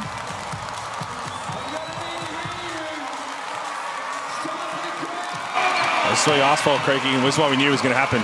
Couple of stops, couple of buckets, quick timeout to try and refocus. And that's it. You start the quarter by saying, look, it's a 20-point margin, yes, but let's win the little battle. Let's win the first 2 minutes. Right now, you get 3 stops, 3 scores. That might be the agenda for the boys. They go out, they get 2 stops, they get 2 scores, 5 points, chipped away straight away. You come out, you put the foot down again. All of a sudden, this is a hell of a ball game. And then guys like Jack McVeigh, Kelly, Doyle, even Majek come in feeling really confident about themselves, and then all of a sudden that momentum of a home court, coming off a loss, backs against the wall, that's where real champions come out and shine. 87-72 at MyState Bank Arena.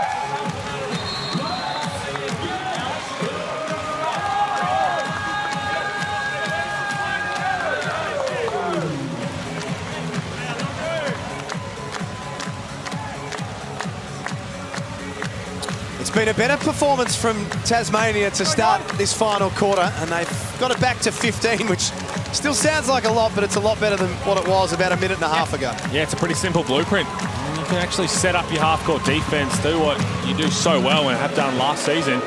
You're a different ball club. That starts with finding something on the offensive end. So good knockdown from Sean McDonald, but good timeout from Adam Ford. No slippage. You played too well in the third quarter. Got to get back to what you were doing. Keanu Pinder back in the game. That knee heavily taped. Bull Quoll doesn't get that to drop. We spoke about Bull Quoll before the game started tonight, Creaky. Representing his country at international level, did a really good job there, but working out with a couple of NBA teams in the off-season, what can that do for his confidence coming back to the league this year? Sometimes as a player, you have so many people that are telling you, oh, you can be this, you can be that. But there's also enough people out there saying, you can't be this. You're not good enough to be here or to do that. Now, you have to sit on that fence yourself. Oh, is that cheeseburgers? I think that's burgers. Yes, sir. She loves it. Does that mean we can get some cheeseburgers after this, boys? Well, we've got to get flown over from Hobart. I'll take the trip. The code word is jump. But as I was saying with Bull Quoll, you go over there and it's you. It's just yourself over there. You don't have your friends and your family. You don't have everyone there to motivate you. But all of a sudden, you've got NBA scouts, you've got coaches, agents, other players there who are all there for the same reason. And all it takes is to go there to say to yourself, I just had NBA experience, regardless of the level, whether you played Exhibit 10s, 10 days, being signed temporarily, whatever it is. It's huge for people's morale and confidence like that. Plays like that become easy. So for the big fella and for anyone else, you know, listening to this, growing up, if you have an opportunity, just take it. You don't know where it's going to lead for you, but at the same time, That's the most exciting part. It's not about where you're going to go. It's just sometimes just going along the path and saying, oh, well, this is actually pretty awesome. I think Bull Quell epitomises that story. I mean, running around from Knox Raiders, NBL 1 South, and then gets the opportunity for a call-up. And look, if they didn't have the injuries they had last season, the Taipans, he probably doesn't play at all. He was that far down the roster, but got an opportunity and literally prided himself on working hard, worked himself into Rookie of the Year, and then unbelievable last 12 months. So take your hat off to him, and it also speaks so highly of all the basketball talent we have running around in Australia. And that's a smart decision defensively there. You've got someone in a face-up. You know you've got strong side help on the elbow. You let Kelly just settle into that one. He just missed a 3 before that, short on that, and then short on this attempt for the mid-range too. In basketball, for us, that's the lowest points per possession shot. We want people to shoot that as an offensive team for us. We want that to go up. Paul gets the 3 ball away. Rebound by Kelly. Doyle's 11 points. He and Kelly combine and go back to Saturday, Pete. That's when they looked at their best. Oh, it is. That ball screen, Milton Doyle basically running the point guard position. Rashard Kelly coming in to set the pick, and then there was the pick and roll, and they just basically balled out after that. Whether someone turned the corner, and just look at the Amy replay, good little pass to the roller in Kelly. And what he did really well was unselfish on Saturday night. If the defense came across, he made the extra pass, and this might be something that Scott Roth, as he continues to work with this new team, is to look at maybe their backup point guard is Milton Doyle. He looked pretty good with the ball in his hands. He makes the right decision more often than not. Played 10 games with Brooklyn during the 2017-18 season. He's also spent some time in the G League with Long Island and Windy City. And it looks like for Tassie that they are going to have to run Doyle there because Isaac White, not really a true point guard. He's a shooting guard coming off those turnout screens, simple actions. And same with Sean McDonald, someone who's not going to be a get your team in every perfect position every single time and handle the pressure from a Tajee McCall or Shannon Scott. So Doyle's that guy. He's got to step up and really play that role this year with Josh Adams out. 15-point lead to the Taipans. Pinder blocks. Kelly got all of that. Scott deep on his 2. Good box out from Rashard Kelly. Counter Pinder's going to crash the glass. Got numbers. There we go. Doyle no good. Close out from Pinder. Just did enough to be a presence. Good job not to give up on the play. He was the last one back because he fell on the floor. Qual lost the handle. This is a danger period for Cairns now. Isaac White head down. Kicks it back out. Extra pass from McDonald. Oh, goodness. Missed a 75%. Sean McDonald. Lighting it up to start this season. Development player who we talk about Bull Quell taking opportunities. Right now, Sean McDonald is said to Scott Roth, I am playing too well for you to not play me any minutes as a development player. And he's worked himself into the rotation and into double figures. 11 points on Saturday. 11 tonight. Wardenberg off the front. Here he is once again. It's one thing to be out there, Creaky. It's another to shoot it with confidence. Amazing pass by Isaac White. Knew he was going to... He didn't know if that was going to get blocked once or twice, but he got out of there. But that's huge from Sean McDonald. He's worked his absolute tail off. He's coming out, he's making plays. And the thing is, he's shooting with confidence. I don't know if it's too early to say this, but Nick Marshall may not be the best DP in history right now. Sean McDonald's putting his hand up. Two big performances. Here we go. Here's the momentum. There's the pick and roll. This is what got them back into that game against the Phoenix on Saturday night. It was simple basketball. And it's simple offense right there. You've got a single side pick and roll. No help side from that corner they're on. Easy action. And look at the weak side. You got shooter, shooter, shooter. This might be a little bit of the challenge for Scott Roth, where this isn't last season where you're going to try and play the same way over and over. Maybe you've got to give a little bit more freedom to let Milton Doyle and Rashard Kelly kind of just play their game, surround it with shooters who are knocking down shots. Tajee McCall, that behind the back pass had Jack McVay's name written all over it. They've got it back to 10. There's a little more energy in the boys now. Crowd's getting into it. Oh, stop it. Oh, if you want. Here's Kelly.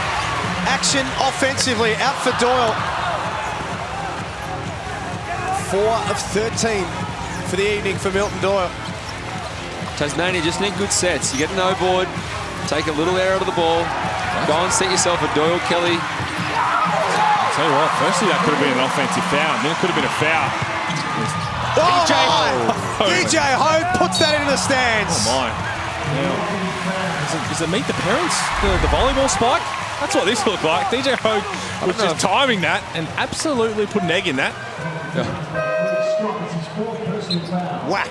Oh, it looks like one of those plays you give your younger brother to make him feel better, doesn't it? Just throw it up there. You say, hey, you block this, ready, 3, 2, 1. Hey, Dad, get this on camera.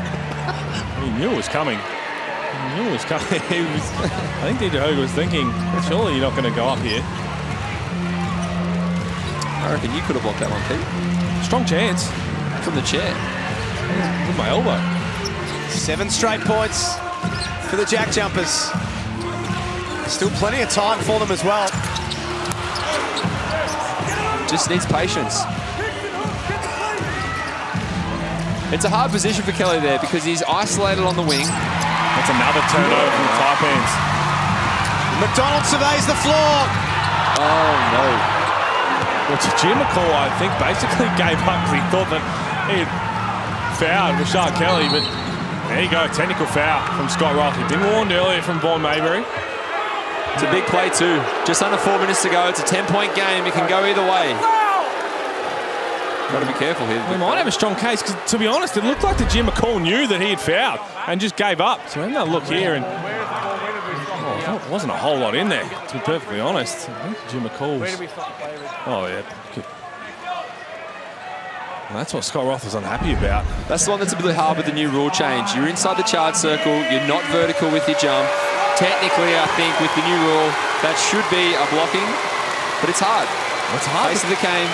And he jumps into him, and I think it speaks to Rashad Kelly's strength to not be really thrown off. He just came straight down.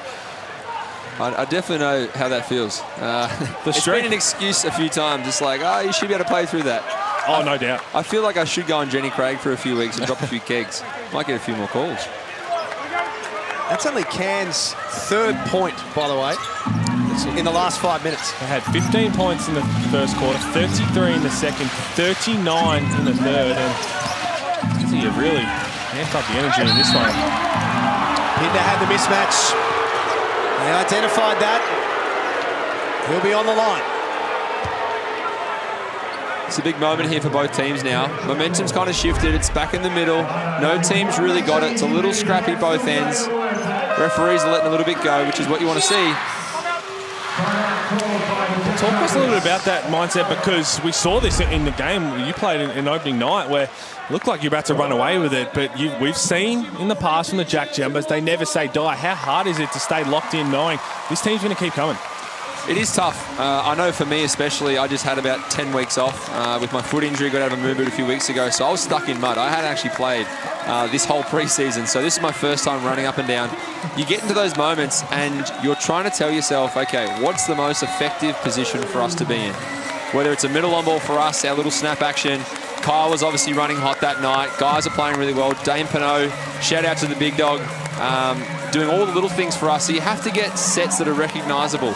Take a little air out of the ball, take your time, set good screens. If they switch, throw it into the block and make plays. But when a team like JackJumpers are coming up behind you, they're going to make shots, they're going to make plays. You need to stay really solid defensively, and at the offensive end, not turn the ball over. It's been a big key for both teams this game. 20 assists for the Taipans and 10 turnovers. And they had 3 in quick succession after we were highlighting how well they were doing sharing the ball and not turning it over. This will be a promising sign once again for Scott Roth. They found a way to just hang around. Well, it looked like this could have blown out and got really ugly. They tightened it up, but again, no surprise. It started with putting points on the board. I absolutely want to get it right. He said I didn't want to get it right. It's too late now. You see the foul count? Scott Roth's still a little fired up, and still 3 minutes 40 seconds to go. He doesn't need to hit Salamanca Street too early, so I'd like to see him finish this one out.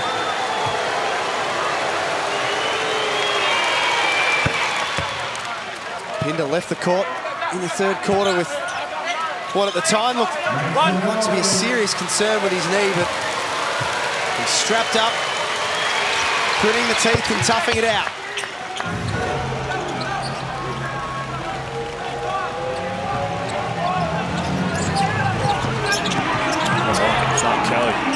Now that set there is something that they've done extremely well, the Jack Jumpers. It didn't come off because Kelly just had a careless turnover, but it's designed, and we saw last year, great pass, great finish to Keanu Pinder.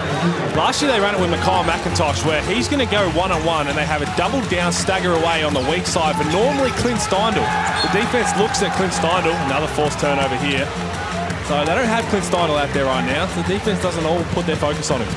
And that's it. It's one of his strengths. Obviously, ball handling one-on-one with the four-man, going downhill. He's got size. He's got strength. If a guy's a little bit shorter, he has athleticism. A little bit taller, he's a little bit faster than him. So for them, as you said last year, Mikhail McIntosh was an absolute monster. Every time I saw him and they go 4, I looked at everyone and said, help, quick, come across, because that man's an absolute bull. But Kelly can have the same impact, and he'll get his feet, he'll find his rhythm, and where he can be a little more aggressive and not. But turnovers now are just killing both teams. It's starting to look a little bit like it was in the first quarter. Isaac White is a rainmaker. Keanu Pinder sits down. You'd think that's his night done. They won't be taking any further risks with him. Taipans are in action next on Saturday against the Phoenix. You get a good look here. This is some scouting. No wonder you wanted to do tonight. Hey, look, you know what? There's a little bit of common sense up in this brain. That's good. They're going to shoot a lot of threes. And then DJ Hogue, well, you might have your hands full. Looking forward to that matchup. I might pass that one to Ruben. Shout out, Ru. That's all yours, mate. Back to 17 points. McVeigh for 3. Well, this is what they're going to do. They are going to play the fun style of basketball on any given night. If they string this together for 40 minutes, they will beat absolutely anybody on any given night. If they go through some of the patches we saw at the start of the fourth and the start of the game for too long, as the Jim a call. The first time he's got a call and got downhill. But if they go through those extended patches where they're not making anything or their offense is stagnant for too long in the game, well, they could be on the wrong end of some big losses. So, either way, tune into Cairns games. They're going to be fun to watch. Yeah, you bang on there, Pete. I think one of the quiet factors that's been a little disappointing is Jack. He's been a little quiet. He's only got up to 7 attempts, or 6 attempts actually. 7 free throws. He's 7 of 7 from the line, 100%. So obviously get into the foul line, but just getting the ball through his hands. He's such a shooting threat that it makes the defense really wonder, do we show, do we drop, do we switch? And it just creates mismatches, especially with Doyle at the point guard. We spoke a little bit about Jim McCall's struggles offensively. He's just 2 of 8. He's got 8 points, 7 rebounds, 7 assists. So just filling it up everywhere, and that's enough for Adam Ford to say, your night is done. He's going to sit him down and play Mirko Jeric the last 2 minutes here. Haven't seen a lot of Mirko on this. Josh Tomasip making his NBL debut. Tasmania's development players. Good finish, really tough finish. Tell you what, if he wants to jump in on the act, he may as well let one fly, because from what we've seen this weekend, apparently all development players are just going to light it up. I think it's his turn. Cairns happy to drain some time off the clock here. They trailed by 8 points at quarter time, and put the foot down since then, and Paul Quoll looks like he's ready to take another big step forward this season. Well, I like the addition to his game. He's known as a 3 and D guy. Exceptional defense. There we go. But be able to put the ball on the floor, he had a little bit of size to his frame as well. And that's just it. 18 points, 7 of 12 from the field. Really, really mature game from him. I think when the going got tough, he really stood up, made some big plays, made some big threes. That's 0 points at halftime. So he's at 18, make that 20. That is beautiful. He's at 20 in the second half alone. Put him to sleep. I'm unassuming the way he goes about it, Paul Quoll. Just turns the Jets on when he has to. Tasmania gave up 100 on their home floor once in 16 games last season. Here's Walter Brown, another of their DPs. We might have to do a 5-and-5 rotation. Just put all the DPs and training guys in and just see what happens. Well, we keep trying to. We want to get an NBL All-Star game imports versus Australians. Why don't we just throw the development players out there right now? At least get them in a 3-point comp. Could be a 5-on-5-on-5. 19 years of age from Canterbury in New Zealand. One of the best players in the NZNBL last season, Walter Brown. Glorious locks. Sure does. Honey badger type areas, yeah. A slimmer honey badger. Yep. Some jealousy there from someone on this desk. Me?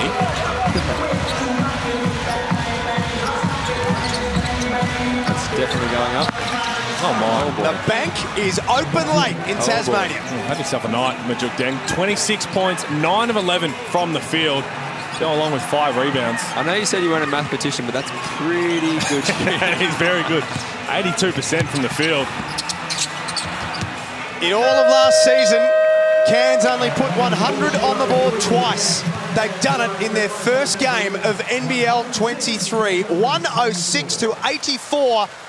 This offensively minded Cairns team could be anything in NBL23. Well, I think they only probably played their best basketball for 50%, if that, of this game, and they put up 106. Mind you, the JackJumpers had moments where they didn't look too great, but really exciting times in far north Queensland.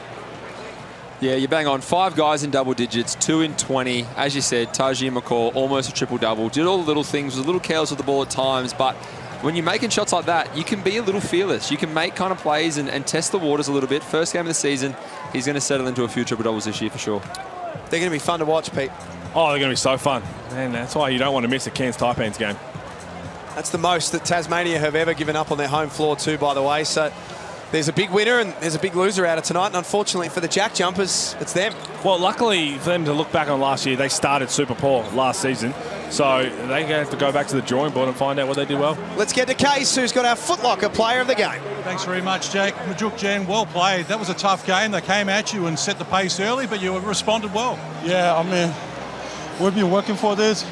I think when we're ready, they came out with a great energy, but we respond. We weathered the storm, and we were composed, and we're a tough team too, you know. We got a deep team this year, and I think we're going to be all right. That 39 points in the third quarter is a franchise record in the 40-minute game for the Taipans. You really cranked it up. Yeah, I mean, I don't think we shot it well like we needed to, especially in the first half, but that's the team that we recruited this year. Everyone can shoot it on the team.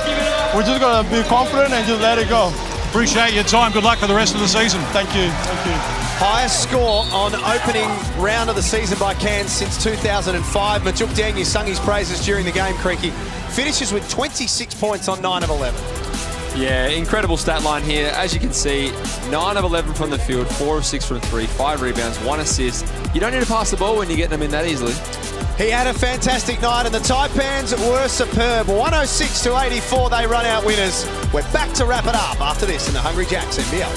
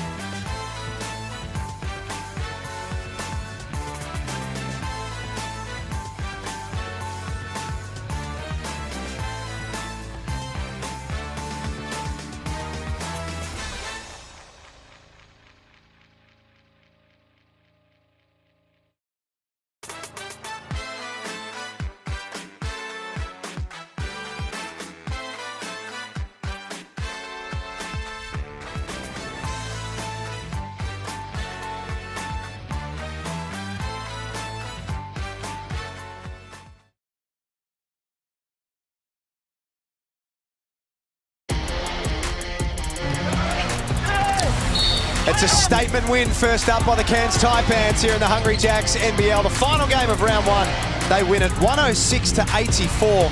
And when they put their heads on the pillow tonight, they will be on top of the NBL ladder due to the size of tonight's win. Well, it's exceptional in the end, and this is why we said you got to tune into Taipans game, because they're going to be really fun to watch. They might struggle at points, but one thing's sure, they're not going to die wondering. They might take some stopping, Creaky. Here's some of the numbers from tonight. When they hit their straps, they were almost impossible to stop. Yeah, look, they are. They're going to be tough all year long. As we said at the start of the game, they're either going to be really relaxed and have no pressure at all, which is what we saw tonight. They shot the ball with confidence. They started a little slow, but they got into their rhythm. They slowed the pace down. Then they found the paint. Got feet inside, kick out, wide open threes. Pete, you said it earlier. Biggs trailing in, just letting it fly. Hog, Bull Qual, incredible. Bull Qual had 0 points at halftime, finished with 20. He was a plus at 26 for his time on the floor. He looks like he's taken another step forward, both him and Keanu Pinder, which now they're not going to catch anybody sleeping. They had their exceptional standout years. Well, now you've got to be even better. They look like they're putting the work. And Cairns Taipans, well, they had a great game, and this is what sets up for us for round two. We're going to see Creaky, you're going to see you against the Hawks. Yeah, tune into that one, everybody. It's going to be an absolute slaughter. Going to see a bit of double action, because then you're going to play against these Cairns Taipans. You've had a good look here, and I'll tell you what, massive matchups across the league. Kings and Bullets, can't wait for that, but United and Kings on Sunday, it's all happening. And while we're on the Taipans, just to finish off round two, that's a big test for them hosting Perth next Monday night as well. So we're going to get a very good lens on things right across round two. As you saw, we are back on Thursday night, but of course, please check your local guides. Creaky, beautiful debut by you. Can you come back and do it again soon? I'll check the schedule and see what happens. See how we go on Thursday and Saturday. That's a yes. Halls, nicely done by you. We'll see you in round two. And a big thanks to John Casey and all of our team behind the scenes as well. Round one is in the book, and the Taipans will finish round one on top of the NBL ladder. Thanks so much for your company. Can't wait to have you back again on Thursday night as the Phoenix and the Hawks go head to head.